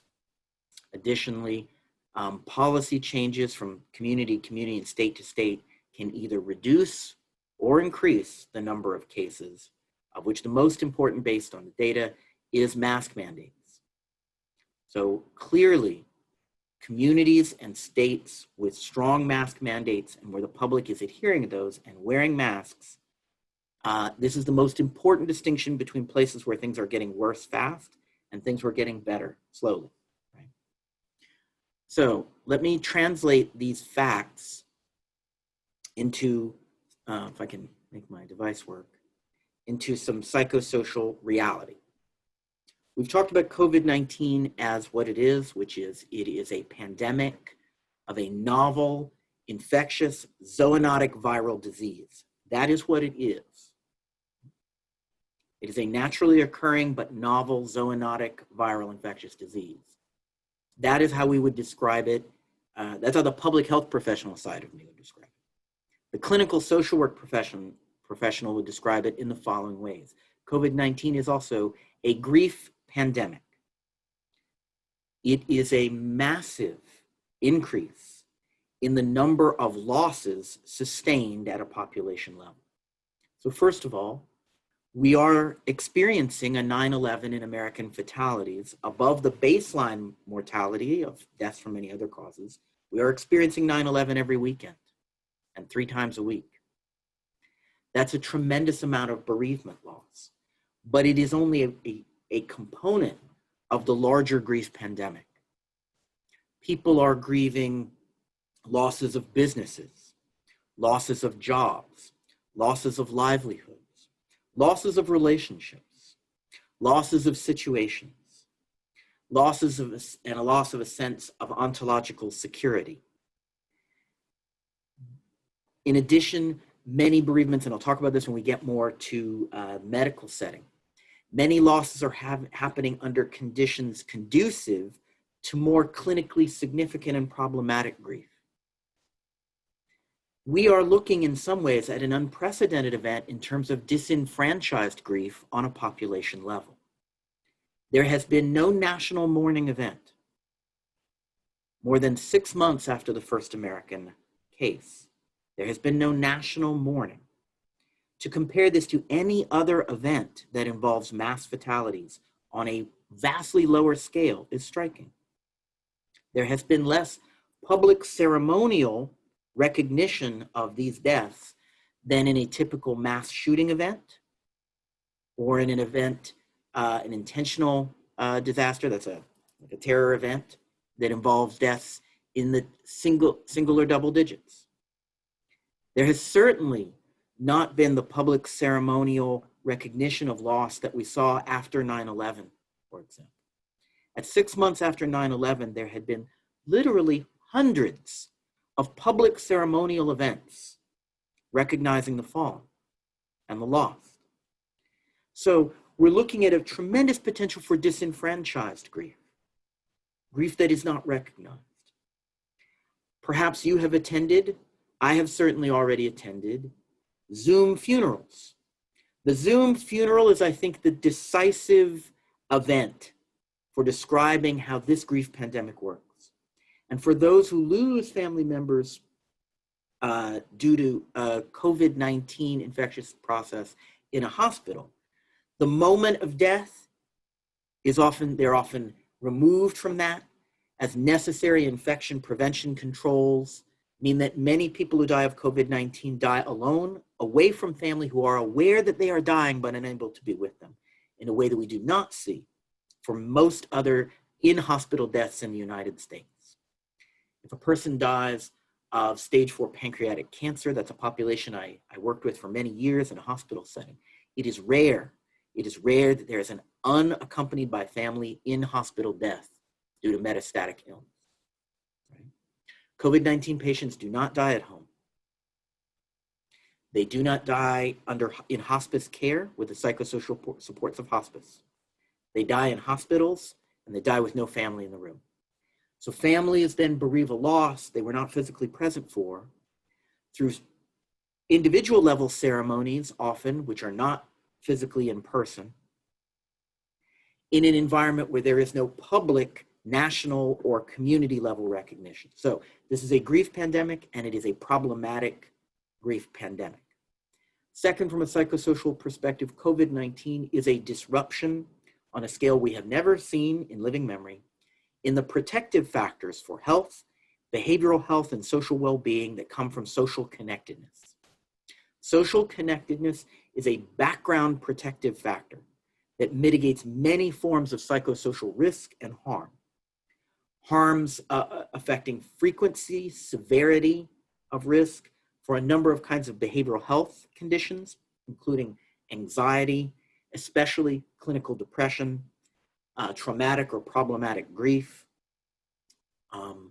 These are all things that are mitigated in severity by social connectedness. Other things that are very mitigated by social connectedness: neurologic disease, right? Severity and rate of progression of degenerative neurologic disease such as Alzheimer's or Lewy body dementia or Parkinsonism. The more socially connected the patient with dementia, the slower the rate of progression, other factors being equal. The less social connectedness, the faster the progression. Social connectedness is a protective factor against remission or relapse for substance abuse disorders. It is also a protective factor against initial onset of abusive patterns with substances. Social connectedness is a protective factor against many forms of intimate partner violence and other household violence, including abuse and neglect of children. Social connectedness is a profound psychosocial force, the background that prevents many people from attaining levels of either behavioral health or social challenges that would require clinical level intervention, right? And we are seeing a national collapse in our systems existing infrastructure for social connectedness. This is a second way of understanding COVID-19 from a psychosocial point of view, right? It's not just an increase in risk, it's a collapse in protective factor. So third, COVID-19 is an unprecedented economic disaster, and I'll show you some numbers later. It is an unprecedented economic disaster. It dwarfs the 2008 Great Recession, and I'll show you some numbers. And compared to prior recession or depression events economically, it is more unequal than any we have seen before. In terms of disproportionate harms for economic dislocation, the difference between people based on their pre-event economic status is more disparate than what we saw in 2008. It's more disparate than what we've seen in any recorded recession event. Okay, talk more about that later. COVID-19 is a novel and severe family system stressor. I've already talked about intimate partner violence and other forms of domestic harm. So I've worked for 11 years now on the problem. One of the problems I've worked on in a series of jobs is addressing the problem of domestic violence and disasters. Disasters make domestic violence risk and child abuse and neglect risk go up. I first began working on this in the Deepwater Horizon oil spill in 2010. And I feel like I've been working on it over and over and over. So disasters by themselves increase risks for a variety of reasons. But the things that make disasters dangerous are magnified in this pandemic because of its duration. And the three things to keep in mind is the COVID-19 event increases psychological stress on all family members. It also keeps family members at home together in physical proximity to each other for long periods of time. And it cuts children and vulnerable adults off from many of the systems where they would encounter a mandated reporter or someone else who could help them, either by connecting them if warranted to CPS or APS services, or simply all the other kinds of interventions that might be necessary that can help things for the family. Families are getting atomized, trapped at home in a kind of pressure cooker environment for some families. And that greatly increases both the risk that intimate partner violence and violence against children could happen, but also that there will be no one to intervene, that all of our established systems for intervention in that problem will be unavailable. COVID-19 is an existential threat to many community-based organizations that serve vulnerable populations on an everyday basis. COVID-19 is sort of a double whammy for lots of community-based organizations. It is a financial hit and an operational challenge. So the financial hit is we are starting to see the effects now, both of the decline in donations. You know, households have less money to give. So philanthropic money of all kinds for donation-based nonprofits, faith-based or community-based organizations that really live on donations as their lifeblood. There's a lot less of that out there, but there's also a gradual, we're beginning now to see, will be probably a worse problem over the long haul, which is a decline in public funding, because the tax base for many kinds of social and human services has taken a tremendous hit. And this, so systems are looking at how they will, continue to operate at the state level, at their present level of services, with simultaneously an increase in demand and a reduce in tax-based funding. At the same time as there are these financial threats to community-based organizations, there are new challenges, things that community-based organizations never had to pay for before, never had to think about. So let me use a ready example. And let's say that you're running a Meals on Wheels program to support older adults living alone with their nutritional needs. And you probably, if you're like most Meals on Wheels programs, working with most area agencies on aging, your workforce is overwhelmingly volunteers, and many of those volunteers are retirees. And they are themselves in high risk for COVID. Right? You now have to think about, how do you protect your clients from exposure to your volunteers and your volunteers from exposure to your clients? Do you now need to pay for PPE? What's the right level of PPE? Where will you get it? How will you afford it? Do you need a testing protocol now for volunteers? How will you keep volunteers safe and still run a nutrition program? How, if you're providing an essential service as a community-based, family-based business like childcare, or a community-based organization that runs an elder care day club or something like that, how will you operate? So that's a fifth way of understanding COVID-19.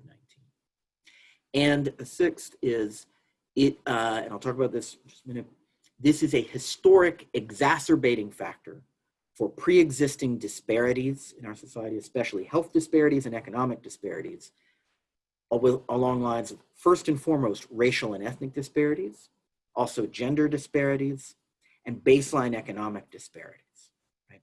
Particularly between people who have employment, the disparities between those who have employment where telework is possible and those where telework is not possible. Right? You see me here. This is my office. I've only teleworked 3 days since the pandemic started. I came back from Puerto Rico, where I'd been working for a month on the earthquakes because we had the first US COVID case, and I came back and got to work. I have gotten to telework 3 days, it was nice. 2 of them were because I had a fever, so I couldn't come in until I had a negative COVID test, right? So this is me at the office. Many people who are essential workers are not essential workers because they are healthcare professionals or public health responders like me. Essential worker is also, in many cases, a code word for people who are sufficiently economically disadvantaged. They have neither paid time off nor the opportunity to telework. So, but I'm going to pick up particularly on issues of racial and ethnic disparity while acknowledging that we are also seeing the significant gender effect, the economic burden, and the psychological burden of COVID. The early evidence we're starting to get now suggests has disproportionately affected women, and that working mothers are a particularly at-risk population for several forms of harm. That is not just sort of an anecdote from social media. There is emerging strong evidence to support that. All right, so having said that, when I say that there are racial and ethnic disparities in COVID-19, I want to give facts behind that, okay? So these are the facts on the disease itself, not its second order social and economic effects, the disease itself. The disparities are stark, okay? So this is based on CDC data. So as you can see, the disparities are in cases are particularly for African American, Latino, and First Nations, American Indian, Alaskan Indian, Alaska Native populations are pretty marked. But the hospitalization disparities are far more stark. That's important to note because hospitalization is the best indicator, the best measure that we have of whether, in addition to having COVID, you have the severe form of COVID. And there are disparities in mortality outcomes.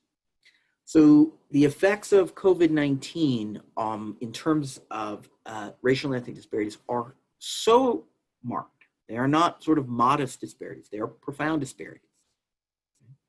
That I really understand that this is not a minor sort of aspect of the disease. It is a fundamental feature of COVID-19. Racial and ethnic disparity is a fundamental feature of the disease, and all plans to respond to it and recover from it need to factor that in. So I've worked for a number of years on the issue of disaster recovery, and I'll tell you something that we have learned, and this is our experience. This is a lesson learned in terms of your evidence base. This is evidence informed. What we know from natural disasters is excuse me, that over the cycle, the timeline of recovery, disparities from the earliest days of the disaster get more pronounced over time.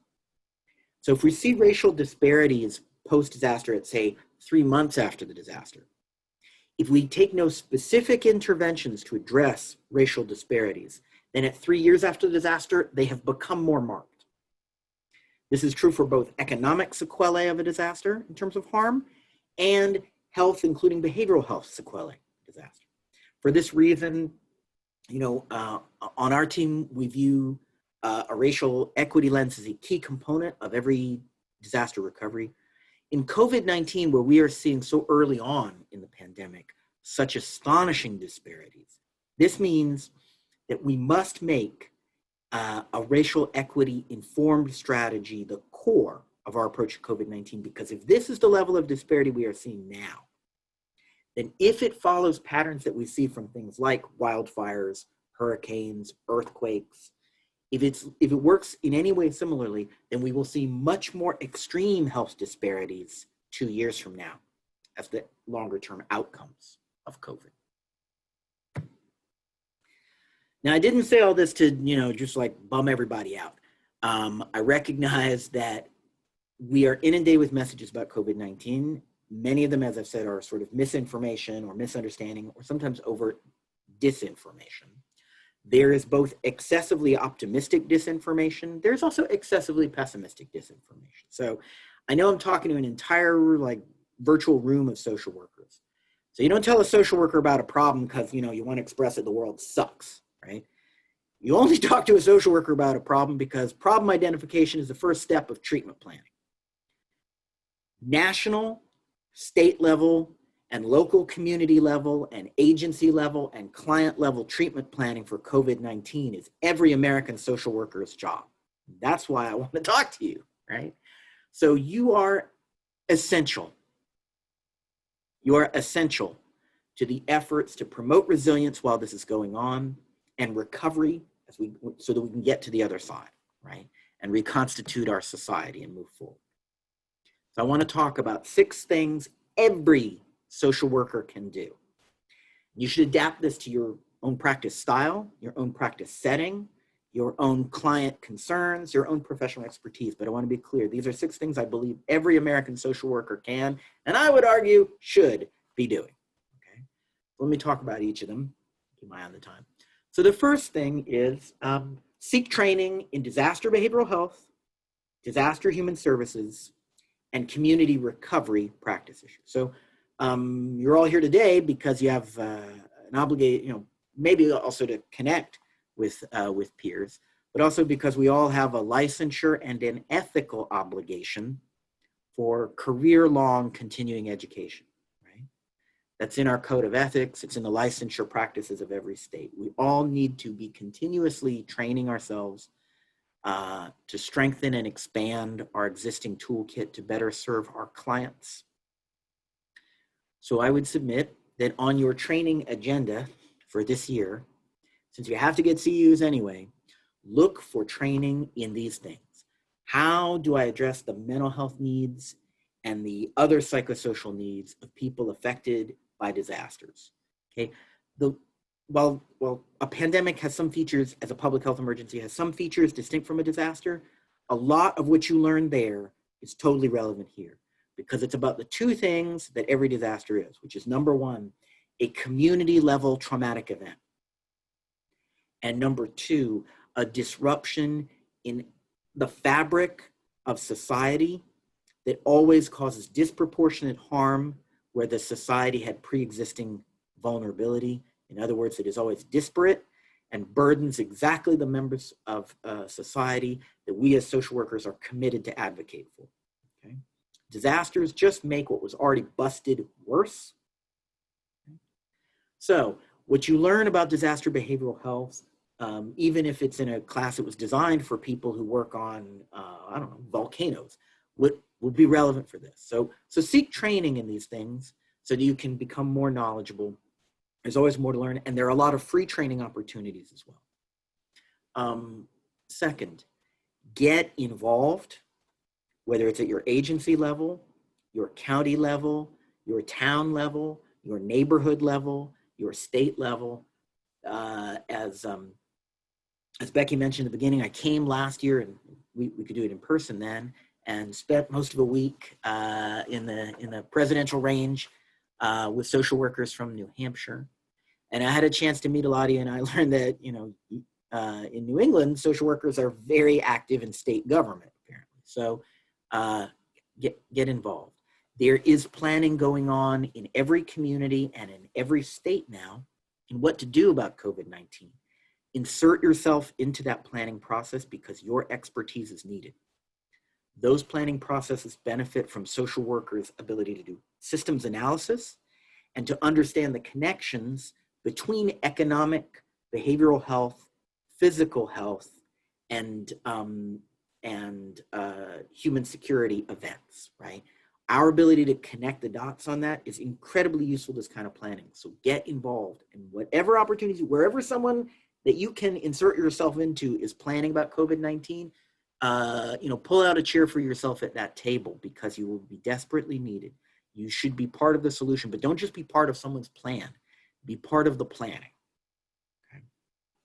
Third, wherever you go and whatever you do when COVID-19 is being discussed, insist that a racial equity lens be applied to COVID-19 planning.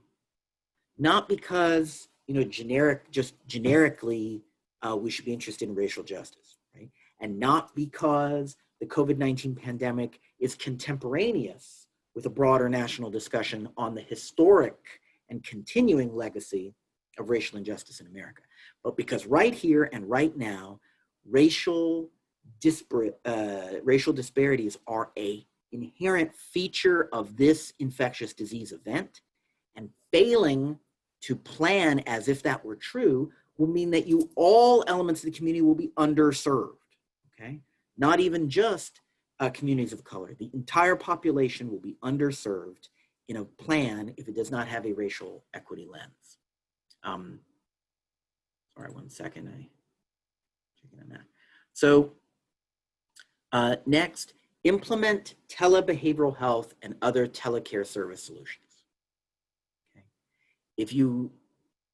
I want to be plain, for the foreseeable future, right? For the next year, most likely.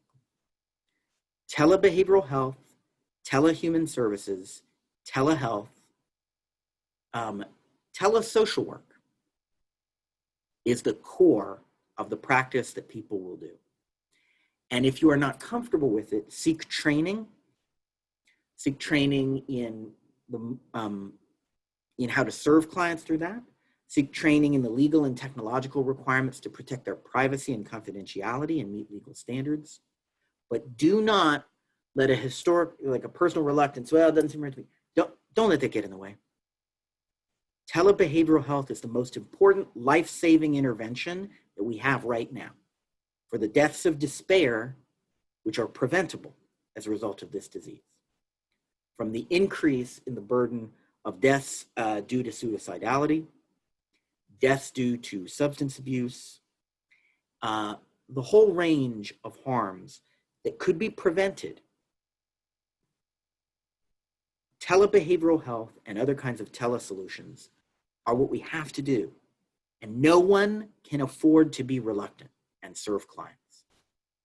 It is simply ethically unsustainable to not get behind telebehavioral health. And this also means we have to advocate to break down the systemic barriers to effective telebehavioral health. Let's talk about the three worst ones. Number one, insurance companies. We need to insist that insurance companies reduce their payment barriers, and that's a good area for advocacy with state government. Second is licensure. We got to put pressure on the licensure authorities. While there is a public health emergency, we need to start looking at interstate reciprocity in licensure. Because your client you've been seeing for 2 years may need to go out of state as part of their sheltering plan. And we can't be getting in the business of discontinuing needed services to clients because they crossed a state line. That is unacceptable. We have to be able to make the best use, leverage as best we can the available clinical workforce that we have. So that's the second thing. And NASW chapters, committed social work advocates, that's a second thing that we need to advocate on. And the third is, and I'll talk about this more later, we have to advocate for an end to the digital divide and for universal broadband accessibility for every community, including rural communities, and every household, including low-income households. I'll talk more about that before I'm done ranting and raving. Akin to this, it's time for everybody to reassess eligibility, accessibility, safety, and affordability of services in context of the pandemic. I take for granted that every social work agency manager and every social worker in private practice has in the past assessed their service plan to ask questions like, is this accessible? Is this safe? Is this affordable? Everybody needs to reassess now because COVID changes all of these. Okay, telehealth is one part of it. If you're in private practice and you are not currently taking health insurance because they don't pay as good, I would encourage you to reassess that decision.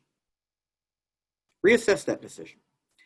Because for those people who are keeping their insurance, for many households that do continue to have earnings and do continue to have insurance, their household earnings are diminishing. Their available household spending money is diminishing. For many people with continuity-based healthcare, such as people who are going COBRA or people who are going into a public payer option. So it is time, this probably is a good opportunity to reassess generally the social work decision many private practitioners have made that it's acceptable to not take insurance. In many communities, accepting insurance is probably the difference between being truly affordable and not. COVID-19 has accelerated that, right? So that's something for everyone to reassess. Am I doing this safely? Am I doing this accessibly? Are my services have the right eligibility criteria? Am I making it affordable?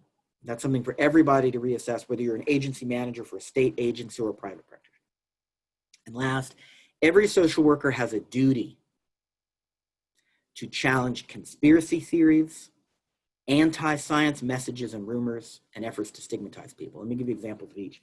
Conspiracy theories. So we now live in an environment where conspiracy theories are no longer just for one political sort of orientation. There are both left and right-wing anti-science messages and conspiracy theories. They are proliferating. They're a major impediment to people receiving help they need and to people having acting on meaningful, helpful, science-based risk messaging. So it is all of our job to challenge conspiracy theories and anti-science messages whenever they appear, right? And they don't become acceptable because they use language that's maybe suitable for our value system. Because there are both left and right-wing anti-science conspiracy theories. And last, efforts to stigmatize people. So we should always challenge when we hear someone, for example, associate the disease with an ethnic or national population. Language like to speak of the China virus is wrong. It is both scientifically wrong, because if we were going to do it by, if we're going to associate with higher case rates, this would be the US virus. We have the highest number of cases per capita of any nation on the planet, not China. But it is also wrong because in public health, we acknowledge that, that when you associate a pandemic event, inherently something that is happening everywhere, with a particular ethnic or national group, that ethnic or national group invariably experiences discrimination, hostility, marginalization, and in some cases, violence. There's also stigmatization of healthcare professionals and essential workers and others who are perceived to be more at risk. We cannot sustain our communities when the people whose in-person work is essential for the community, like paramedics and nurses and grocery store clerks, experience stigmatization. So when we hear these said, it's our job to challenge them, to leverage our profession's commitment, both to the inherent value of the person and to human dignity, but also to the principle that science matters, that we need to make decisions based on evidence, not on prejudice. So these are 6 things every social worker can do. Here are 3 things, this will be more quick for a smaller group of you, that every social work agency manager can do, whether you're a middle manager or a senior manager. So the first is, it's time to look at your policies. If you're involved in any system that provides benefits as opposed to just services to the population, broadband is now like power and water. Cannot say this loud enough. Internet access, high-speed internet access is now an essential household utility. We must treat it exactly the same and have systems in place to treat it exactly the same as running water and electricity, right? We need to look at ways to get philanthropic and grant funding to help make that available and advocate to eliminate the digital divide. We need to look at where the problem is infrastructural, which is typically a rural community problem, broadband not available. We need to get involved in solutions for that. But we need to also look at where it's household level, can't afford broadband or can't afford a device, and look for benefit solutions and advocacy solutions for those. It is really clear. The internet is now like power and water. Next, if you're an agency manager, it is at any level, it is on you to implement risk mitigation for your clients and your employees for all aspects of agency work. At a minimum, I'm now in my own office alone with the door closed. Okay, this is why I'm not wearing this. I wear a mask in the workplace all day, except when I'm in my own private office. Okay, I put it on to walk out that door. I never attend a meeting without it. I don't walk in the hall without it. I don't, the only time it is off during my workday, I only don't wear a mask in my own car, in my own home, and in my own private office, and everywhere else I want. So masks. Social distancing. Most important tool for social distancing is teleservices. If you believe you need people on site, you need a plan for socially distancing. Hopefully we are seeing the end of open floor plans forever. That is a terrible idea. That's a terrible, dehumanizing, dangerous idea. Saving a buck in the wrong way. Hopefully we are seeing forever the end of the open floor plan, bull plan approach. Because, you know, flu season is every year, okay? So when we have a vaccine for COVID, that will still be a bad idea. And we need leave policies and a culture around leave. And this one is a real challenge for a lot of social workers because we are often so committed, and we expect a level of commitment from our colleagues in serving clients. It needs to be completely socially appropriate to call in sick. It needs to be so socially appropriate that if I woke up with a cough, even though I think it's probably my allergies, it would not occur to me to come in. That my supervisor would be upset with me if I came in. And that is a diametric cultural change from practice of social work in most agency settings that I know from my long career. Where, you know, I'm sorry, all your limbs are still on, you're not hemorrhaging for any orifices, you should really come in because we're serving people who have it harder than you have it. No. Any symptoms at all, stay home, right? And last, there is a psychological first aid training designed for agency leaders. We need to apply psychological resilience informed approaches to how we supervise, how we manage, how we lead, how we budget. We need to protect the psychological resilience of our workforce because, you know, you have to put on your own mask before you help a child in the event of a loss of cabin pressure. The society at large is the child. If we lose our own mental health and social services workforce to either the epidemiologic effects or the psychological effects of this pandemic, there is no plan B to help the population. If we don't make it, there is no plan B. Every day, healthcare workers in the United States die of COVID-19. And that's reported, but not reported are the much greater number of healthcare and mental health professionals every day who are quitting, who are giving up because they just can't do it anymore. So really quickly, because I'm cognizant of time, here's some things to think about in a handful of practice settings people work. So if you're a hospital social worker or another social worker who works in healthcare settings, 3 things to think about. The first is there is no element of society more psychologically burdened by COVID-19's effects than people who work in inpatient hospital settings. So you cannot be the psychological force protection solution for your doctor and nurse and therapist colleagues in the hospital. You need to advocate that the employing agency, the hospital, bring in someone from the outside.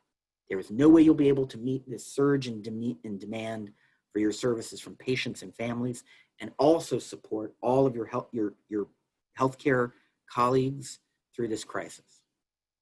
Second, you need to think about how to apply teleservices to family support for COVID patients. How do we leverage technology so that families can provide social support to patients if they can't be with them? And third, you have to work on ways to apply the tools available to for preventing compassion fatigue. In this pandemic, compassion fatigue is a gigantic threat. And we know from the research on compassion fatigue in general that the 2 professions in inpatient settings at greatest risk of leaving their profession due to compassion fatigue are nursing and social work, followed by chaplaincy. So, healthcare settings.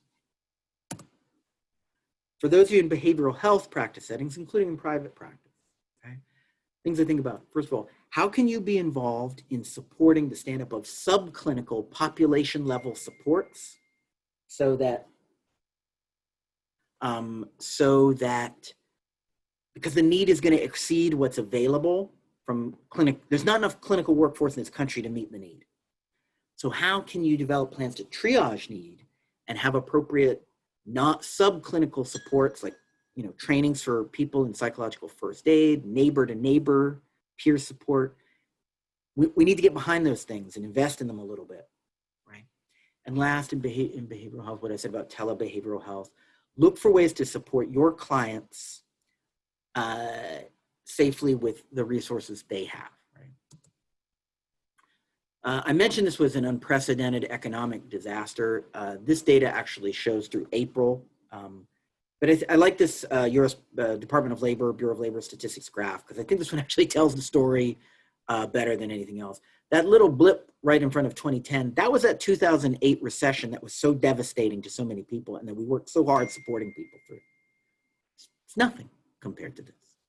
So if you work in a human services, social services agency setting, 3 things to think about. The first is, it is time to look at your eligibility criteria to figure out how you're going to manage the increase in demand for means-tested programs. Second, you may need to become resourceful in how to find platforms to deliver teleservices for human services. And especially think about what it means in areas where schools are not in person, how you'll deliver child and family services without the platform of schools. Right? And the third is to be creative in the use of flexibilities and waivers. Seek those at the state level. Talk to your federal partners if you are a state agency. There are a lot of potential waivers that you can take advantage of. It is time to be creative. Last, remember that broadband now is like water and power, and look at ways that you can leverage what flexibilities you have to use available funding, including CARES Act funding, if someone's come to your state, to make that happen. And last, schools. So I want to be clear, recovery for schools does not mean reopening. Whether schools reopen for in-person education or do 100% distance learning or do a hybrid solution, schools are going to be faced with real challenges. And among the challenges, if you provide social work in a school setting, is first and foremost, how do you get devices and broadband to every child if they're doing distance learning? And second, how can you triage family need, given that the percentage of children who will be distressed is much greater than what you're used to at baseline? And to look at solutions to look at, are there community partnerships to have the schools supported by other elements of the system, other community organizations, right? It is time to think about the school in the neighborhood even more than usual, especially if kids aren't physically in the school.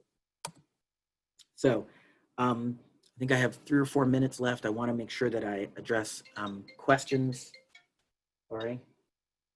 Someone has a question for me from San Antonio, Texas. I don't think that's one of you all. So let me try and switch to where I can more easily see you. And sorry, this work.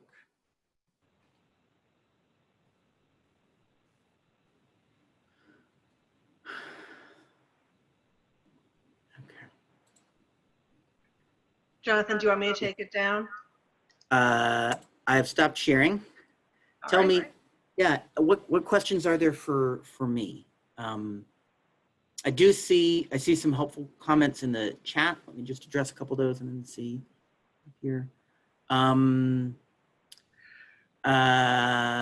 So quickly to answer some questions. So Becky had a question about whether we think we will get more accurate information over time about deaths that may not have been directly attributed to COVID. Yes, but it's probably over the longer term that will really be something that's done by academic science. In partnership with public health authorities like your state public health authority and the CDC. There's a question about doing this in other states. Yeah, I'm trying to get every NASW chapter to let me talk to their states. And even better than me, actually, members of my team are actually better at this than me. So yes, I'm hoping so. And if you're interested, write me and we'll try and work something out. And I agree. Many of these things are very difficult for those who are fee for service, and I acknowledge that, and that's why I think it's just time to do some reassessment and see what's possible. A number of private practitioners I know have found ways that they have actually been able to do lower individual rates by transitioning 100% teleservices, but because they've discontinued paying rent. And I realize that depending on your individual business model, that may vary. And then there's a question on jails and prisons. So detention settings are particularly here. CDC has specific guidance about detention and correctional settings. But it's very difficult to prevent infection in those settings. And I think for those who work in those settings, I think the first thing I would say is look at the CDC guidance and make sure that the correctional authorities, you share that with those who are running the jail, the prison facility, the detention facility, to talk about how it could be incorporated into your agency's, your detention or correctional settings practices. And then as a question, yes. Answer the one last question because then we're out of time. Why are death rates so different from state to state? more factors I could get into. Some of it is demographics, population density. Some of it is policies, when things were closed, when things were opened, whether people wore masks, whether people were required to wear masks. Some of it we just don't know. We can't correlate it. I will say this before I go. 3 last things. Number 1, I believe in you. I completely believe in the power of social workers to make a difference in this. Second, no matter what anyone tells you, wear a mask. It is not a superstitious token. It's the best thing until we have a vaccine, we will have nothing better than masks. That's what the science tells us. And the third is we will get through this. We will recover from this. It's not an if, it's a when and a how.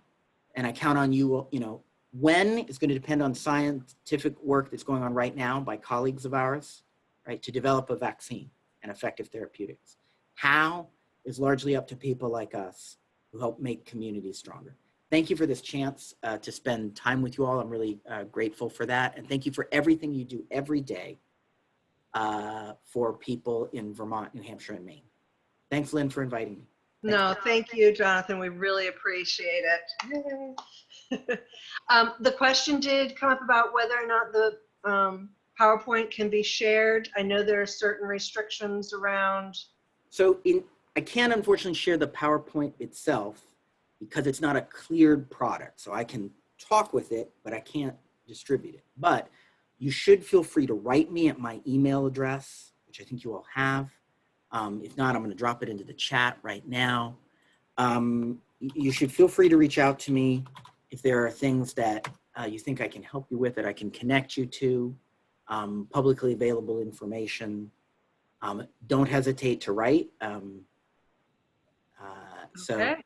that's what I can do. Thank you so much again. And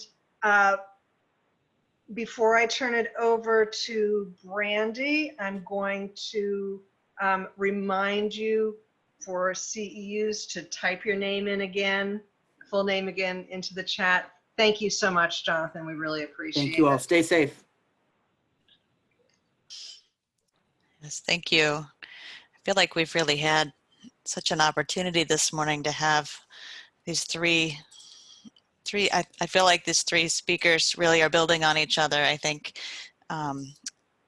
towards a message of action as well as information. I'm Brandy Brown. I'm the president of the Maine Board of Directors here, and I'm pleased to be able to introduce our next speaker, Catherine Audette, Kate, who currently serves as the Director of Government Affairs at the Dana-Farber Cancer Institute. In this role, she develops patient, family, caregiver, and provider-driven advocacy campaigns to create positive impact in the areas of cancer prevention, access to care, health equity, and survivorship quality of life. Previously, she served as the Director of State Government Relations at Boston Children's Hospital. Kate is adjunct faculty at Boston University Graduate Schools of Social Work, where she teaches and develops experiential, skill-based, and policy courses. She's a proud product of the Massachusetts public school system and obtained her Bachelor of Science in Urban Studies from Worcester State University, her Master's in Social Work from Salem State University, and is currently matriculated in the University of Massachusetts Boston Master's in Business Administration program. Thank you, Kate. We really appreciate you being part of our symposium today. Well, thank you so much, Brandy, and thanks to Lynn and your team and everyone for having me. It's really an honor to be here today. Really excited to engage with you over the next hour. But wow, what 2 big acts to follow after Dr. Joyner and Commander White. Maybe would have thought twice about this if Lynn had told me about those 2 powerhouses that would be up before me. But I do think, to your point, Brandy, hopefully what I have to share will build nicely on what they have started in terms of a dialogue. So I am sharing my screen and I'm hopeful that folks can see this. Can I get a thumbs up? Are folks able to see this or a nod? Excellent, thank you. So again, my name is Kate Audette. I go by She Series for folks who are interested in kind of keeping this dialogue going on social media. There is a I guess it's my address on Twitter, they call it, and then a hashtag for today's program, which is Voting is Social Work. So if you want to really help to amplify today's dialogue here in the Zoom space, that is a way that you can do that. As we get going, just a technical note, I know folks really like to know in advance if you can get the slides. The answer is absolutely. So feel free to try to be as present as possible. Don't worry about taking so many notes. I will make sure that you get the slides. Also, don't worry if we don't get through all the slides. There are links and notes and lots of good stuff that will be there waiting for you. And then finally, as we start today's dialogue, I'm going to ask Lynn and her very apt team to keep an eye on the chat. So if you have questions in real time, I am happy to take them as we go along. This is really meant to be programming for you all, so I want to meet you where you're at and ensure that you're able to leave with information that is valuable. So just very quickly to start, I appreciate Brandy's introduction, but I am really showing up here today just to represent myself as a social worker, someone who loves our profession, loves our clients, and loves the democracy that currently exists in this country, and want to share tools and strategies with you all to help lift up our profession, our clients, and to help protect our democracy. So the views and opinions expressed in this presentation will be solely my own. So I have 3 goals for all of you for this session, but again, it's really your session, so I'm hoping that you will find opportunities to take away what is most useful for you. You know, it's interesting that Commander White mentioned putting on your own mask first. And that is kind of one of my goals for this session, is for you to put on your own mask first, as if you were on an airplane or now theoretically going anywhere these days, supermarket, doctor's appointment.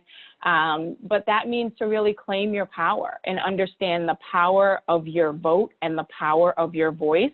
If we do not start with ourselves as social workers first and understanding how important it is for us to be a part of the voting public, then we can't then go on to support our community or our clients. So once we realize our own power and the importance of our own vote, my next big takeaway is that I'm hoping that you're going to find some very specific strategies or tools that you can share with your clients in your community. So I am currently in Boston, Massachusetts. I've lived in Massachusetts pretty much my whole life. I have been to Maine, I've been to New Hampshire. Dirty little secret, I've never been to Vermont, even though I've lived in Massachusetts my whole life. But that being said, you all know your communities best. You know your geographic communities, you know your state, you know your faith community. So I'm hoping that you can find things here that you can take away and bring back to those spaces. And then finally, really building off of what Dr. or Commander White spoke about, you know, what we're really going to be talking about are opportunities to be politically active while remaining socially distant. So I am kind of an old school grassroots community organizer at heart. So it's been really difficult during this election cycle to not be able to go out to knock on doors, to host events in my home. But I found a variety of other ways to engage locally and nationally while remaining safely socially distant at home. And so I'm excited to share some of those with you in the hopes that you will also find some valuable tools.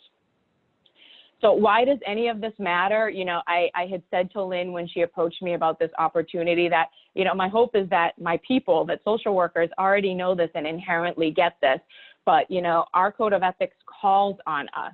Our duty is to be responsible not just for our clients, but to the broader society.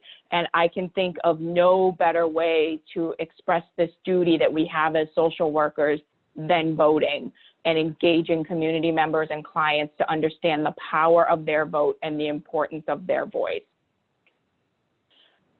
So hopefully I've set the stage a little bit for, you know, what is now about the next 50 minutes or so, but I also recognize that we've had a very heavy morning, and that was a heavy presentation that we just received from Commander White. So just wanted to invite folks to just take a deep breath. If you need to get up and stretch your legs or move about or shut off your camera momentarily, completely understand. Also want to take this moment to say, if you have a pen and a piece of paper handy, that will come in helpful in the next minute or two. But just again, creating space for everybody to take a deep breath. And I think really just think about what would be most helpful for you to walk away with from this session.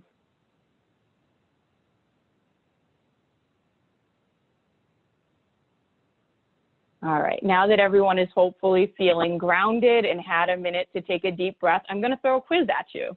As an adjunct professor, that's one of the things I like to do. And so if you want to type answers to this in the chat, please feel free. It's somewhat of a theoretical quiz for this first one. But the question is, in the United States, what is the one and only right that one can lose access to for not utilizing it? So what is the one and only right that we can lose access to if we don't use it? And I see a lot of folks in the chat typing in voting, and that's absolutely right. So there are states in this country where you can be purged from the voter rolls if you do not vote regularly. And so one of the things that we will talk about as we go through this presentation is this idea is voting as a right. But before we do that, let's see, there's another quiz for you. So this is the one where if you have a pen and a piece of paper handy, that will be helpful. So as you're gathering that, I will let you know that there are 3 questions on this quiz. If you have a piece of paper and a pen or a pencil handy, you're going to do this for yourself and only yourself. And the instructions are as follows. You are to do what you are told in each statement. Nothing more, nothing less. But be very careful, as one wrong answer denotes failure of this quiz. You will have 1 minute to complete the quiz, and I will keep track of time. So with that, on the next screen, you will see the quiz, and I will keep time of a minute. And the time begins now.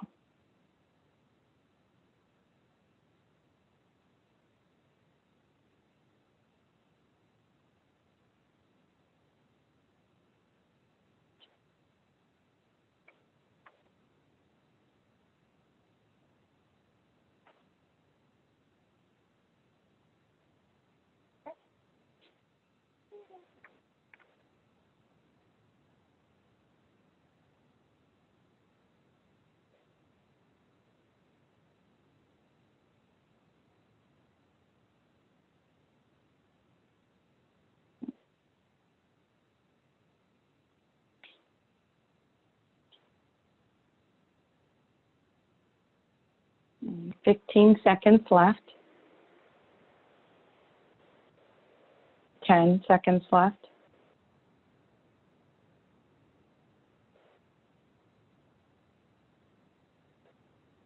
And that is 1 minute.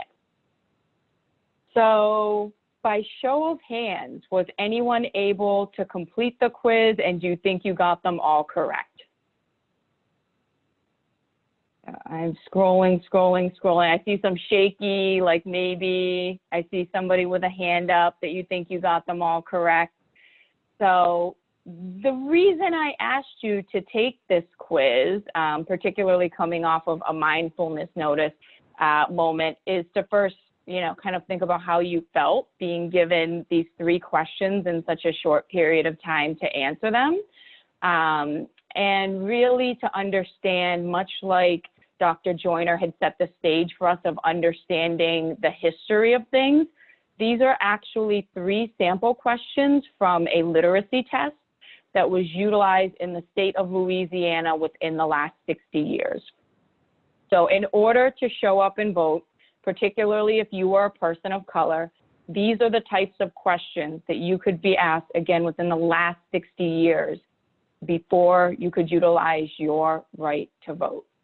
And one of the most interesting things about literacy tests in order to vote is that oftentimes they're associated with Jim Crow laws in the segregated South, but they actually began here in the Northeast in places like Massachusetts. And Massachusetts was actually very well known for literacy tests, not so much for people of color, but for European immigrants who were coming to the Commonwealth from non-English speaking countries. And again, just to stress, this is within the last 60 years that this was being utilized in our country. So before we can talk about kind of where we are now in this upcoming election, I think it's so important to honor someone who we recently lost, who really was just a titan, whose shoulders I stand on as somebody who views themselves as an advocate for voting and democracy, and that is John Lewis.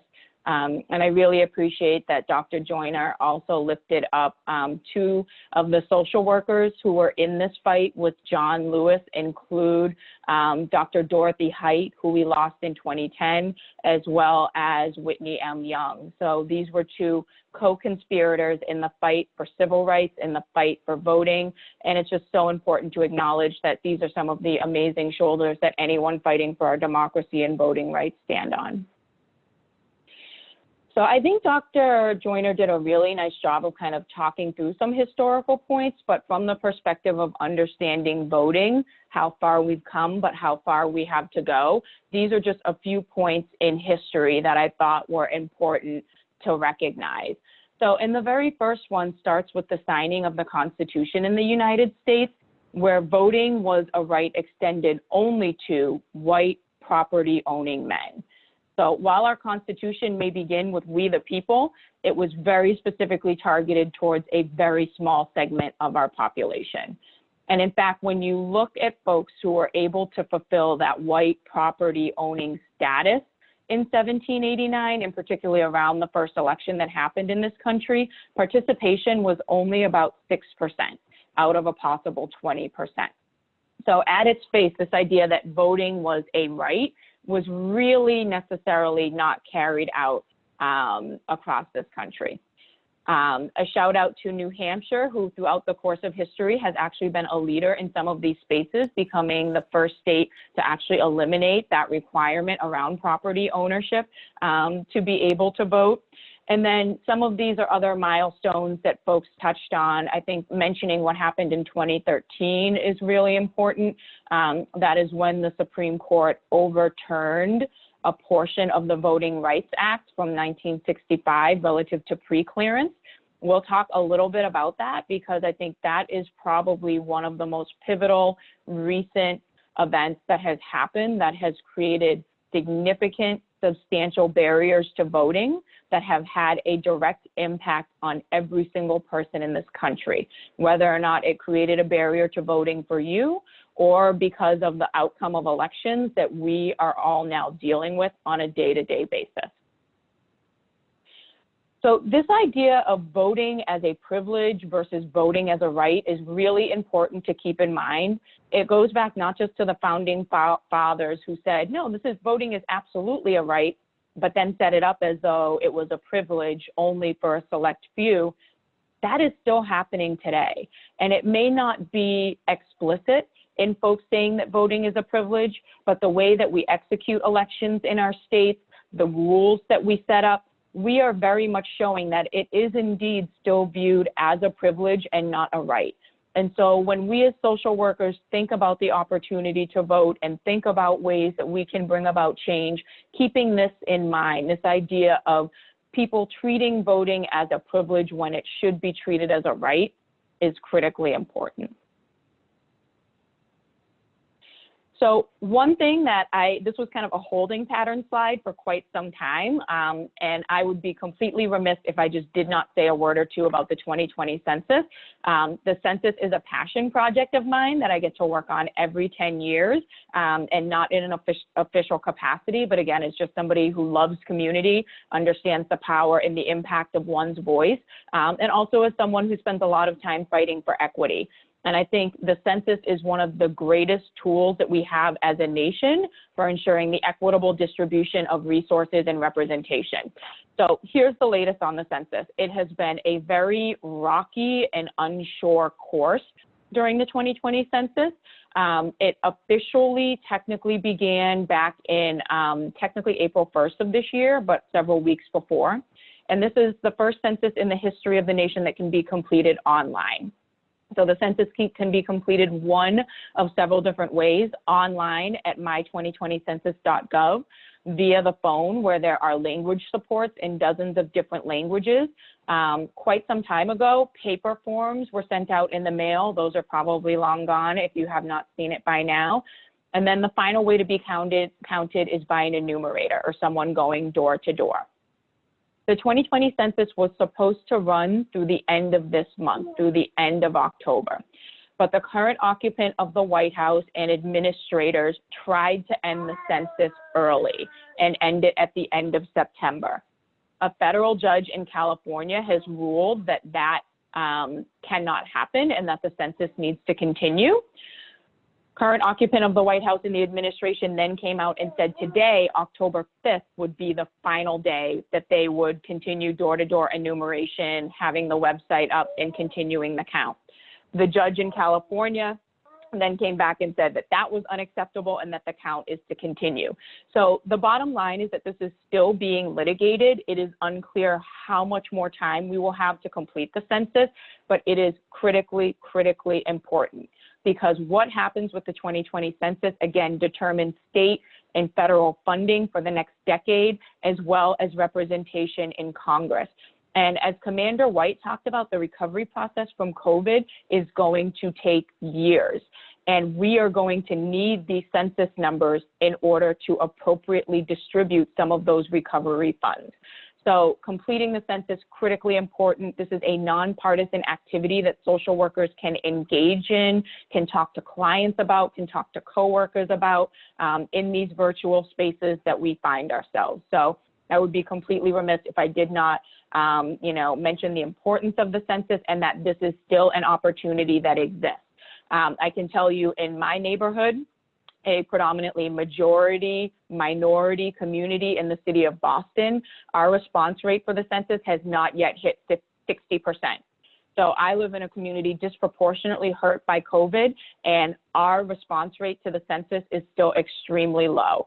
So there are ways to find out what the response rate is in your community and to ensure that everyone is counted. And I urge all social workers to think about ways to do that starting today, because tomorrow is not promised to us when it comes to the 2020 census. So now getting into the election. So I don't have to tell all of you that we are in the throes of an election season.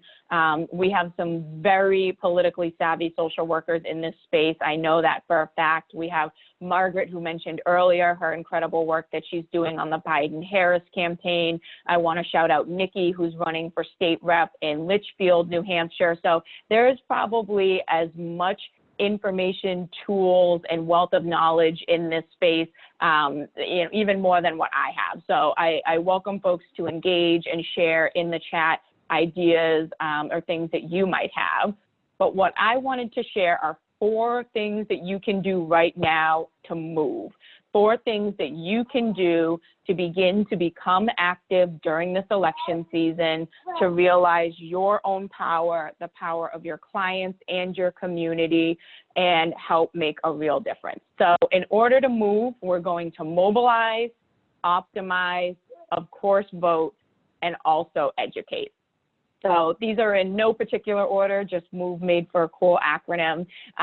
In terms of order of importance, I think they are all equally as important, but we'll start with mobilize. So how can you mobilize during this time of social distancing? Well, there are opportunities where you can volunteer on campaigns, you can volunteer with organizations. GOTV stands for Get Out the Vote. All of these things are still happening, and they're happening in virtual settings. If you do feel like you could safely go out and volunteer, being a poll worker is critically, critically important. Having those volunteers in the space who can, help answer questions and, navigate any confusion that may exist during voting in person, which there's guaranteed to be quite a bit given some of the flexibilities and the different challenges that COVID-19 is presenting during this election season. But all of this is to say there are ways to organize and get involved. Some of them involve Zoom rooms. If you are not a fan of Zoom rooms, there are ways to do things using text-based platforms. But the key thing is there are plenty of ways to get involved, to volunteer, and you don't even have to leave your home. One of the things that I've done in terms of volunteering, where I did leave my home but was able to remain socially distant, was doing literature drops. So as opposed to traditional door knocking, where I would be knocking on my neighbors' doors and trying to engage them about an issue or a candidate, literature drops have been happening where you go, you're leaving the literature, I'm wearing a mask, I'm wearing gloves, and I'm actually not engaging with my neighbors. So if you're somebody who really wants to get out and about, maybe get those steps in, those types of opportunities still exist as well. This is a really cool opportunity that I found recently. If you are like me and a little on the old school side, I love writing letters and sending notes to folks. So I found this nonprofit that you can sign up with and send letters to voters.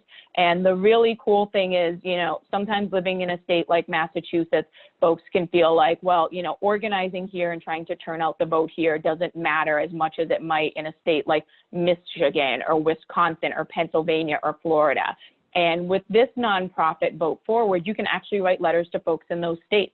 So if you're someone who really wants to amplify your voice and help to get out the vote in neighborhoods that maybe aren't your own and feel like you have a broader reach, this is a super easy nonprofit to team up with and send letters. It does require a little bit of investment of your time to write the letters and a financial investment to pay for the stamps.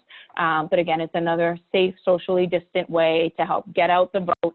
And the thing that I really like about this as a social worker is during these times of social isolation and a lot of the challenges that Commander White talked about, it's a direct outreach to someone else to let you know that you're thinking about them, that their voice matters, that you believe their voice matters, and sharing resources with them about how they can vote. All right, optimize. So I'm going to go through optimize, vote, and education, and then I'll pause for questions. So if folks want to get some questions in the chat, we'll be happy to take a quick break to take those. So now more than ever, thinking about how we optimize the vote is going to be critical because we are still in the midst of a global pandemic. And what that means is thinking about the ability of your household to vote.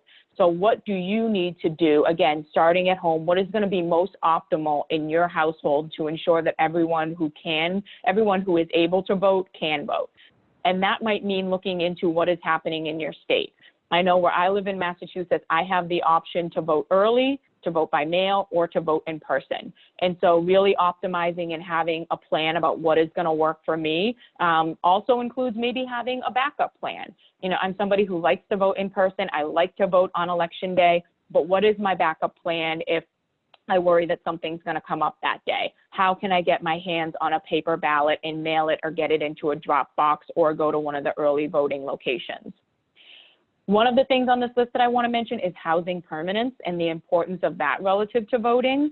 So with the COVID-19 epidemic, as well as the economic uncertainty, a lot of states, and Massachusetts is one of them, is dealing with issues around evictions and lack of housing permanence for folks.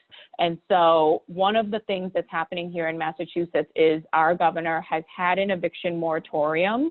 I apologize for the background noise from my little friend. We've had an eviction moratorium, but that eviction moratorium is currently scheduled to end about 2 weeks before the election. And because we know voting in your polling location is directly connected to where you live, now more than ever, housing permanence is critically important for public health and public safety reasons, but also in order for folks to be able to vote. If you're in the middle of eviction proceedings while voting is happening, voting is probably not going to be a top priority for you or something that you can participate in. And even if you do try to make it a priority, it can be extremely confusing to understand, do I vote at a new address, at a previous address? If eviction has moved you out of a ward or a precinct where you previously were, you may still have to return to that ward or precinct in order to drop a ballot or to vote. So housing permanence and understanding what that looks like for folks during COVID-19 is critically important to optimize the vote. In addition, I recognize that being in the Northeast, you know, there may be some folks who have chosen to ride out COVID in warmer climates or who left here and decided to go be safer at home in another place, possibly at a vacation home. Understanding how is it most optimal for those folks to vote? Where is their voter registration located? And how are they able to vote on time or early in the election? And then one other thing I'll add that we can do as social workers in a nonpartisan way, whether it be in our clinical capacity, during work hours, or in our community, is assisting with absentee ballots and helping folks understand just the basics about what they need to know, again, to optimize their ability to vote. So this is about doing what we as social workers do best, and it's about meeting people where they're at, understanding their unique circumstances, and helping to find the most optimal way for them to vote and have their voice heard. So voting, very straightforward, but I think more than ever this year, it is critically important to have a plan and to make sure that you have a plan for every member of your household who is able to vote, because you may need to have different plans for different folks. You may have someone who says, under no circumstances do I feel comfortable going to a poll. I want to vote by mail or utilize an absentee ballot. And then you may have someone else who says, no, I absolutely want to go in person. So making sure that you know what those plans are, that everyone is supported and knows how they're going to cast their vote is super important. One of the other things I'll add is that a lot of states that are allowing vote by mail or expecting a higher volume of absentee ballots now have the opportunity to track ballots. So there are usually websites set up through the Secretary of State's office. In your individual state, I am not aware of any national nonprofits that are helping with ballot tracking, but checking in with your Secretary of State's website or giving them a call to see what types of resources they have to track your ballot. I know many states have put these in place. And finally, if nothing else, folks need to know that if you go to vote in person, either early voting or on election day, and you encounter any type of problems or concerns, ask for that provisional ballot. Provisional ballots are available in every city, town, county, and this is a way of casting a vote that makes sure your voice is heard while whatever behind the scenes types of challenges or barriers may exist are being sorted out. So that is one of the greatest rights that folks have. If you encounter a problem at your polling location, make sure that you ask for that provisional ballot. And then finally, educate. So that piece that I just mentioned about the provisional ballot is one of the basic rights that voters in virtually every state has. I know in Massachusetts, our Secretary of State puts out a voter's Bill of Rights. It's mailed to every registered voter in the state. It's also on their website. I'm guessing that the states of Vermont, Maine, and New Hampshire probably have something similar. So familiarizing yourself with what those voters' bills of rights or voters' rights are and sharing that with others is critically important. I actually, at a nonprofit that I worked at a few years ago, we made little cards for folks and printed out the Massachusetts Voter Bill of Rights and handed those out to folks. That's something in different languages. That's something that we can do. It is nonpartisan, it is considered education, and we could do that at a nonprofit, and it was critically important for folks to know. And an example that I'll give, the population I was working with had a lot of working parents who had a lot of challenges with childcare. And in that population, they didn't know that you could actually bring your children with you to the polls. And so ensuring that they had those voter right cards in various different languages, it helped a lot of them overcome the barrier of trying to figure out childcare so that they could go vote, and saying, no, you can actually bring your children with you. And it doesn't matter if you have more than one or two, bring them with you to the polls, because that is number one, your right. And it's a great way to model and show young people the importance of voting. A few other important ways to get your hands on education to know before you go. I want to shout out NASW and Political Action for Candidate Election, or PACE. PACE is very active at the national level when looking at national campaigns. So your campaigns for obviously president, for US Senate, for Congress, but then also the PACE chapters in the states have probably made endorsements in races that may impact you. So check out your local PACE endorsements if you want to see where folks stand on issues that are important to you, so you can be aware of who you are potentially voting for, whether it's somebody who is maybe a challenger or an incumbent, or somebody who's running for an open seat. One of the other major education tools that I like are scorecards. So I think it's really easy to say to folks, like, vote your values, pick an issue that you care about and vote based on that. But then sometimes this question comes up of like, well, how do I know where the different candidates stand on the things that matter to me? And there are lots of great national and local organizations that put together scorecards, and scorecards are generally focused on specific issue areas. So if you care about the environment or healthcare or reproductive justice, you can find an organization that has employed folks that take the time to look at votes of incumbents and then rate them based on how they voted relative to the issue that you care about. So scorecards are a really great resource, and they're free and, you know, nowadays really easy to find on the internet, so that you can figure out how a certain candidate votes on issues that you care about. Now, if that candidate is not an incumbent, if they're running for the first time or if it's an open seat, then they haven't taken votes for which they can be held accountable. That is, again, where organizations like NASW and endorsements can come into play because they've evaluated those candidates based on their legislative priorities, on their values, and you can, if you feel aligned with the values and the legislative priorities of those organizations, then utilize the endorsements that they've made to help guide your decision making.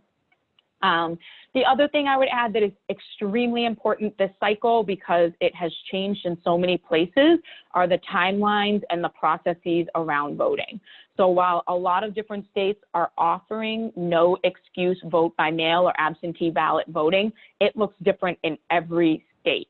Like in some states, they will only accept your ballot if you use a black pen only, and envelopes have to be double sealed. So it is really a time that is super important to just take a pause. Even if you're somebody like me who has been a lifelong voter and you think you know the rules inside and out, a lot of the rules have changed, and some for the better this cycle, because there are a lot more flexibilities and a lot of different opportunities for folks to vote because of COVID. But you have to know what those rules are to ensure that you don't inadvertently somehow do something that could cause a ballot to be spoiled or not counted.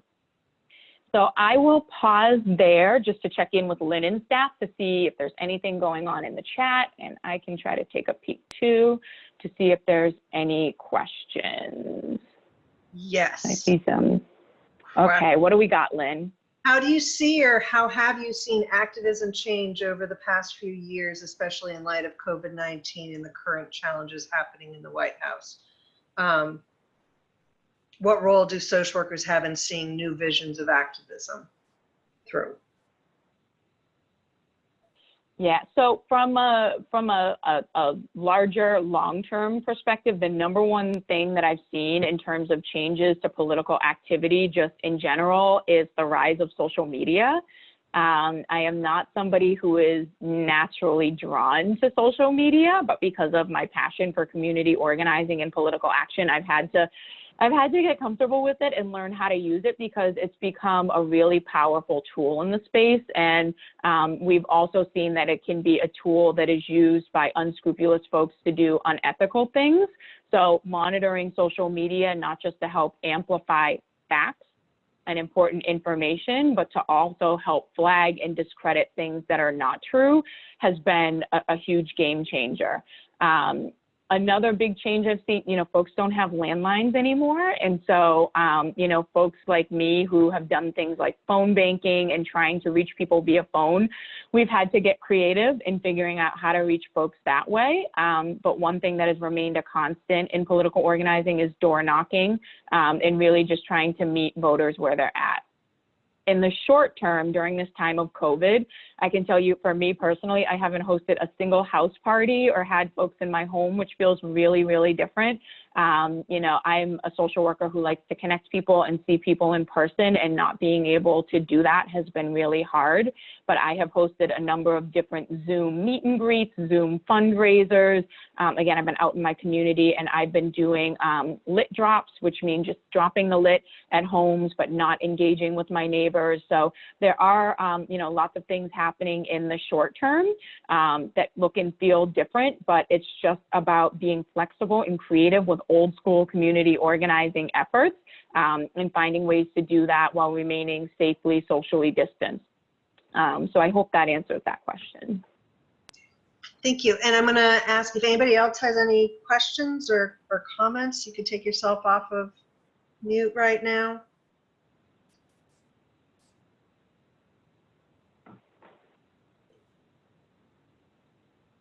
I know that Nikki put in the chat, and please do look at the chat, because people have put a lot of different resources there.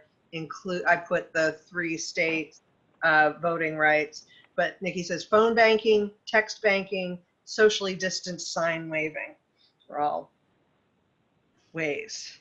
I love it. It's such a great conversation happening in the chat, and I encourage folks to keep that up. This is all about information sharing, and hopefully folks being able to find, just 1 or 2 or even 3 things that you can take away from this, and that you can do in the next now 30 days as we are in the run up to Election Day.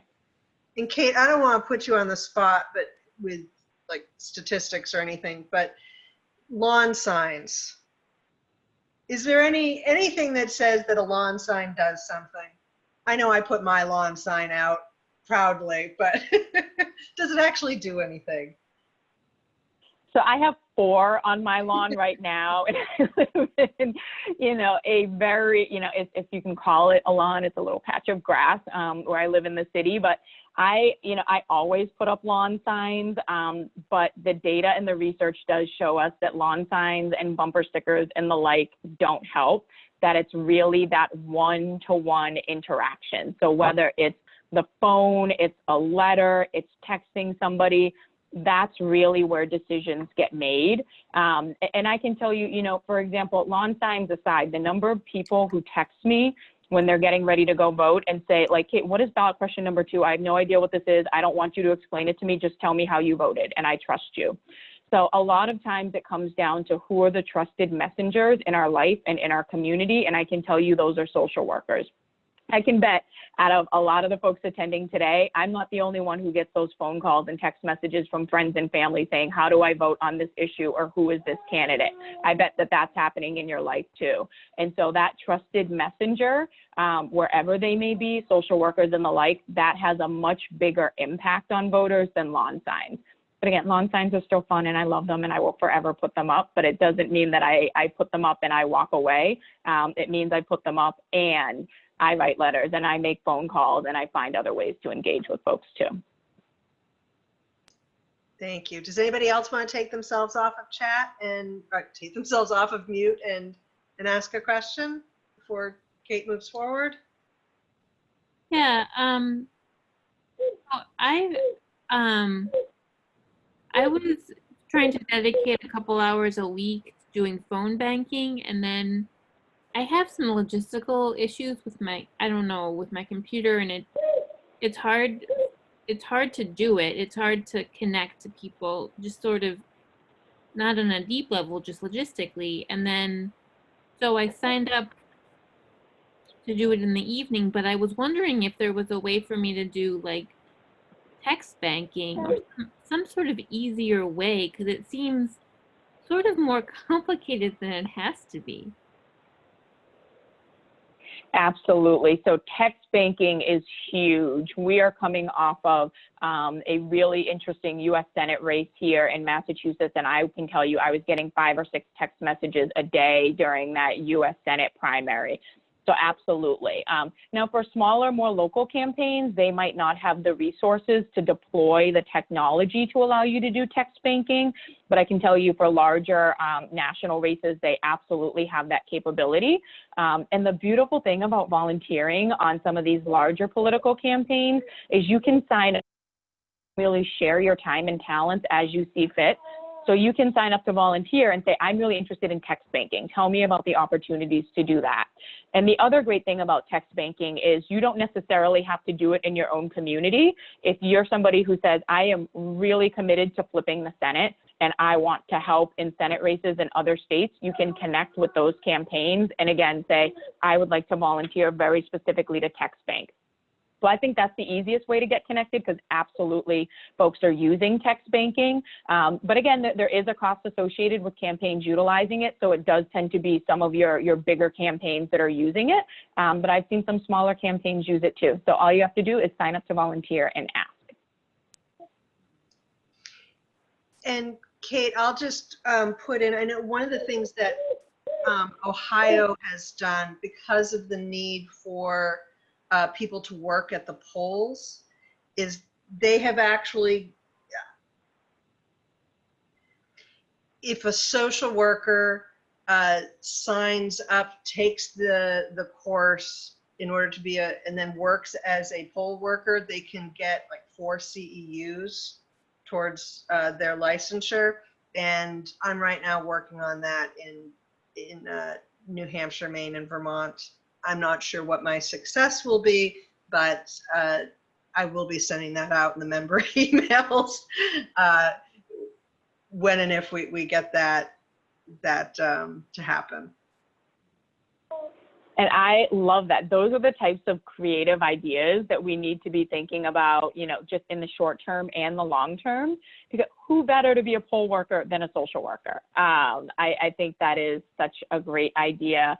And that actually leads into the next resource I have, this checklist, which I'm not going to read through, but again, you'll get it when you get the slides. So this is put out by Policy Link, a really progressive policy organization based out of the Bay Area in California that I follow and work with. And so if you're looking for kind of some really progressive organizational ideas that you could bring back to your organization, even if it's a nonprofit, they have some great ideas here. But I absolutely love Lynn's idea of CEUs for social workers to work the polls. And something that I'll mention in a couple of slides, but I'll tee up now, is that in, again, my majority minority community, when I go to vote, when I walk into my polling location, the first thing I see is law enforcement. The poll workers are Boston Police Department. And that, to me, is state-sanctioned voter suppression, because there are many folks in my community who are going to walk into that polling location, see law enforcement, and feel anxiety. They may turn around and choose not to vote. And I've actually seen that firsthand. I'm a foster parent. You can hear one of my younger kids in the background, but I always bring my foster kids with me to vote. And there was a cycle a few years ago where I had a teenager placed with me, went to the polls. That teenager saw law enforcement and immediately said, I am not going in there with you. I will wait outside. It is not safe. And so, again, having social workers as poll workers, I think, is incredible. We need to get law enforcement out of polling locations. And I also think that it's very ironic. I've lived in very rural parts of the state before living in Boston, and I've walked into school gyms to vote, and I have found that there are bake sales happening. And now that I live in a majority minority community, I walk into vote, and the first thing I encounter is law enforcement. So I just want to say kudos to you, Lynn, for the work that you and others are doing in that space to get social workers to be poll workers. So we covered the MOVE acronym as ways to get involved. So mobilize, optimize, vote, and educate. But if you want to move faster, what does it mean to move faster? And I want to shout out Nikki, because Nikki has demonstrated what it means to move faster, and that means to run. And so we need more social workers to think about running for office. And I am talking about all levels of office, your school committees, your state representative, your city council, or your alder board. Any elected positions could benefit from social workers. I can't stress it enough. I just think the world would be such a better place if we had more social workers sprinkled about all of our elected offices. And so this is the ask. I know women who are attending this Zoom call, and they say that women sometimes have to be asked at least 3 times to run. So if you are a woman and you've never been asked before, consider this your first ask to think about running. It is critically important that I think social workers look at different opportunities that exist in the community to run. And again, just shout out to Nikki, who has taken that broad leap and is running in Litchfield, New Hampshire. So that's kind of what you need to know in the short term about opportunities to get involved in voting. But I think it's really important to talk about electoral advocacy and ongoing advocacy to ensure that there aren't barriers to voting over the long term. So one of the frames that is often used in this discussion is voter fraud versus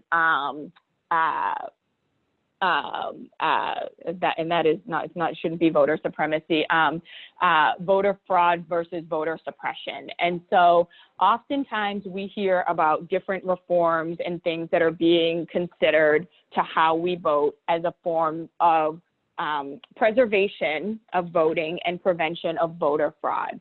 But really what those things end up to be are opportunities and barriers that are put up to suppress the vote. So want to talk a little bit about what are some of the modern day voter suppression tactics that exist. And so we talked a little bit earlier about literacy tests. So that is an old school form of voter suppression that thankfully no longer exists. But things like poll taxes, grandfathering, while those things are no longer around, you can see there's still a laundry list of ways that voter suppression is happening. And it's really important to mention that these are virtually always state-based. So these are things that are happening and moving through your state houses and not at the federal level. So voter identification and exact match. I actually read recently somewhere that New Hampshire has some of the strictest voter ID laws in the nation. They're in the top third of states that have very strict laws, and that in fact, it's easier to potentially vote in New Hampshire with a license to carry as opposed to a student ID. So when places enact voter ID and exact match laws, and they say that it's in the name of preventing fraud, it's really important to be mindful of what types of IDs are considered acceptable, how they're being utilized, and the like. There are some states in the Deep South that actually require a birth certificate to be able to register to vote, and that is deeply problematic for older folks who, particularly folks of color, may not have had access to healthcare and were not born in hospitals and do not have birth certificates. But even for younger folks like me, I am a former foster kid. I was in the foster care system, born into the system, and under Massachusetts general law, do not have access to my birth certificate. So if I lived in a state that said you need a birth certificate to register to vote, that could be a huge barrier for me to vote. It was a barrier with the documentation I had to even get a passport. So when we're talking about voter ID, understanding what kind of IDs are acceptable and making that as broad as possible, extremely important. Purging of the voter rolls, this is something that we are seeing primarily across the Deep South, along with felony disenfranchisement. Felony disenfranchisement has really been a huge moving target where several states have stripped the ability of returning citizens to vote. Through ballot questions in states like Florida, they've actually gotten those rights back, only to then have the legislature override them and say that returning citizens can only vote if all of their restitution fines and legal fees are paid. And then in many cases provide no documentation of how much needs to be paid and when it's actually paid. So ensuring that that community of returning citizens is able to vote, critically important because there are a lot of barriers that exist right now. And then also closing of polling locations. And one of the things I'll say, the effects of many of these are cumulative. And one example of that is in Georgia, where Stacey Abrams challenged Brian Kemp a few years ago now.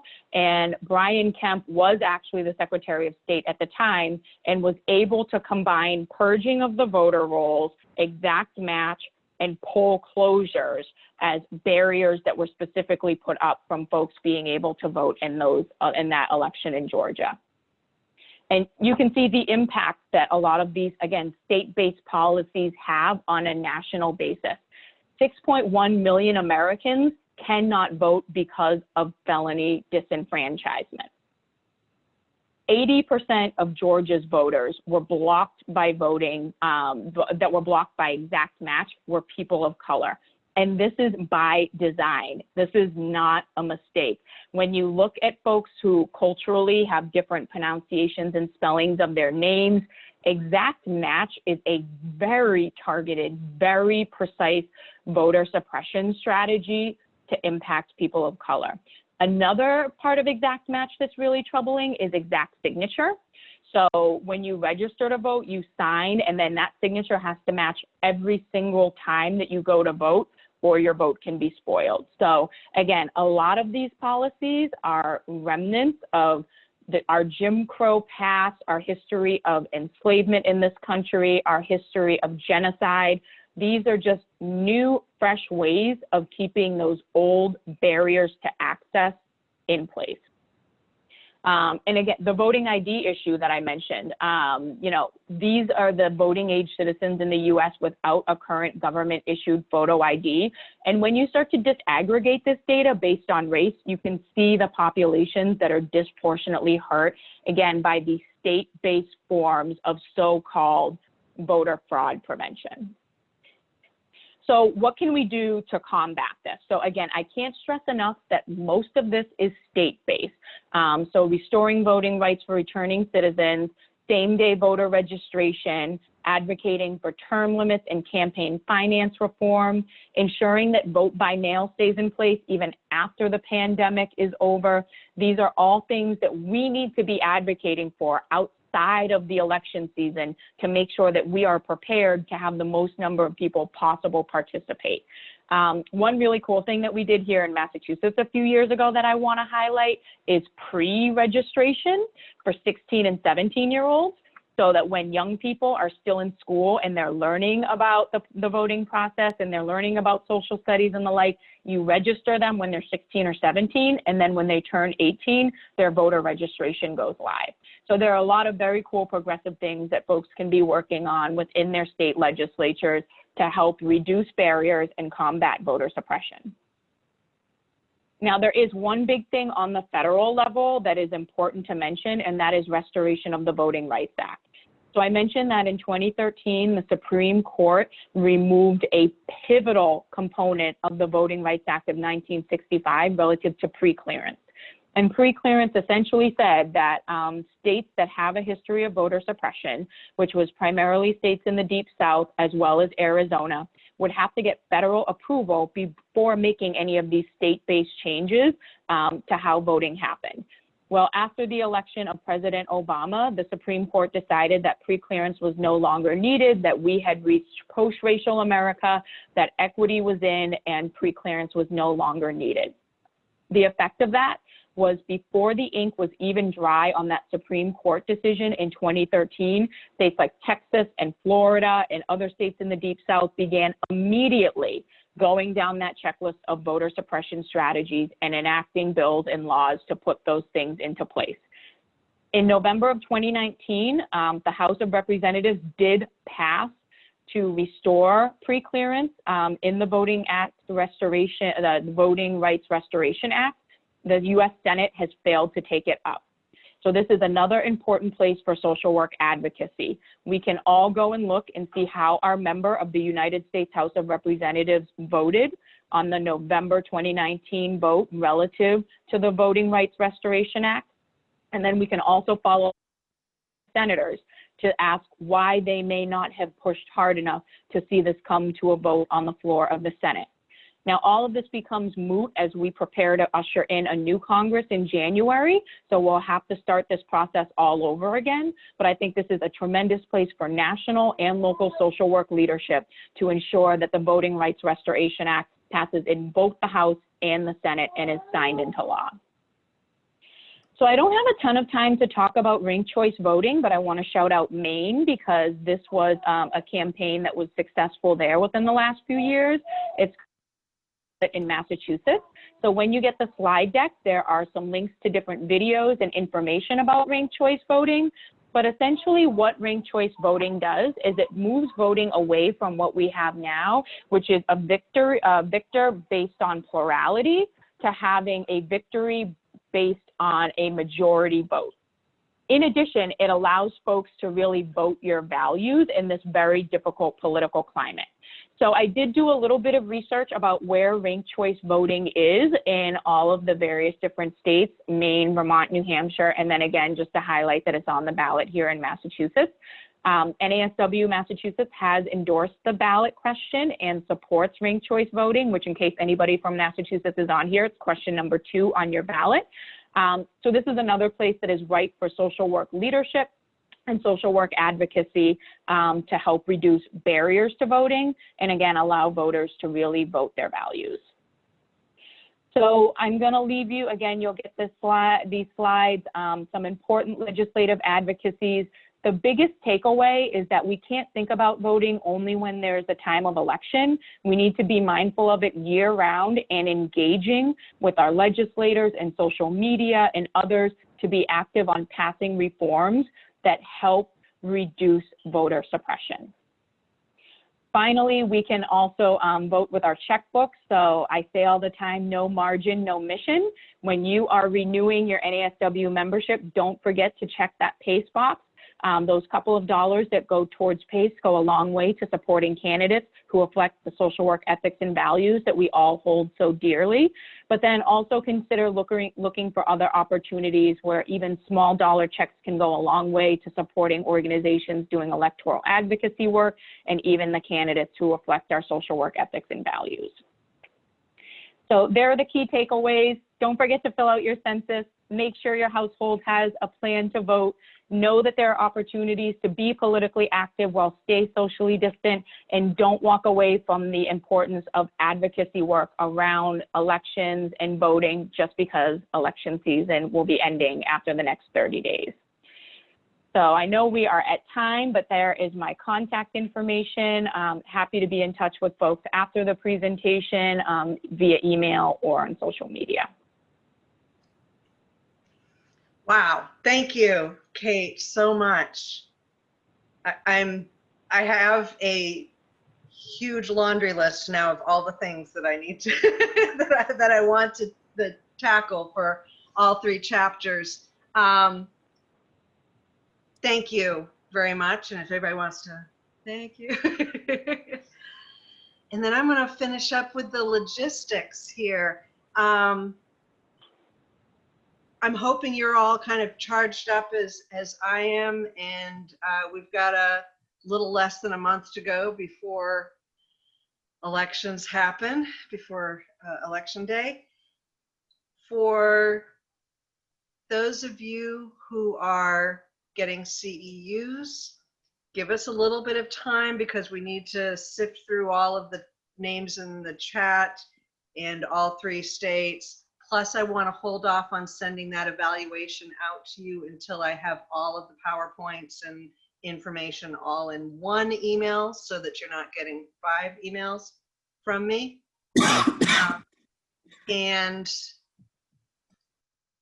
when you get that evaluation, you're going to complete it. There'll be, I will tell you who you're going to send it to get your certificate. But hopefully that one email should have all of the information. And even if you aren't getting CEUs and won't be getting the evaluation form, I will be sending all of the resources to you. So with that, thank you all very much for joining us. Kate, thank you. Brandy, Becky, thank you for doing introductions. I hope you all have a great day and a great rest of your week. Thank you so much.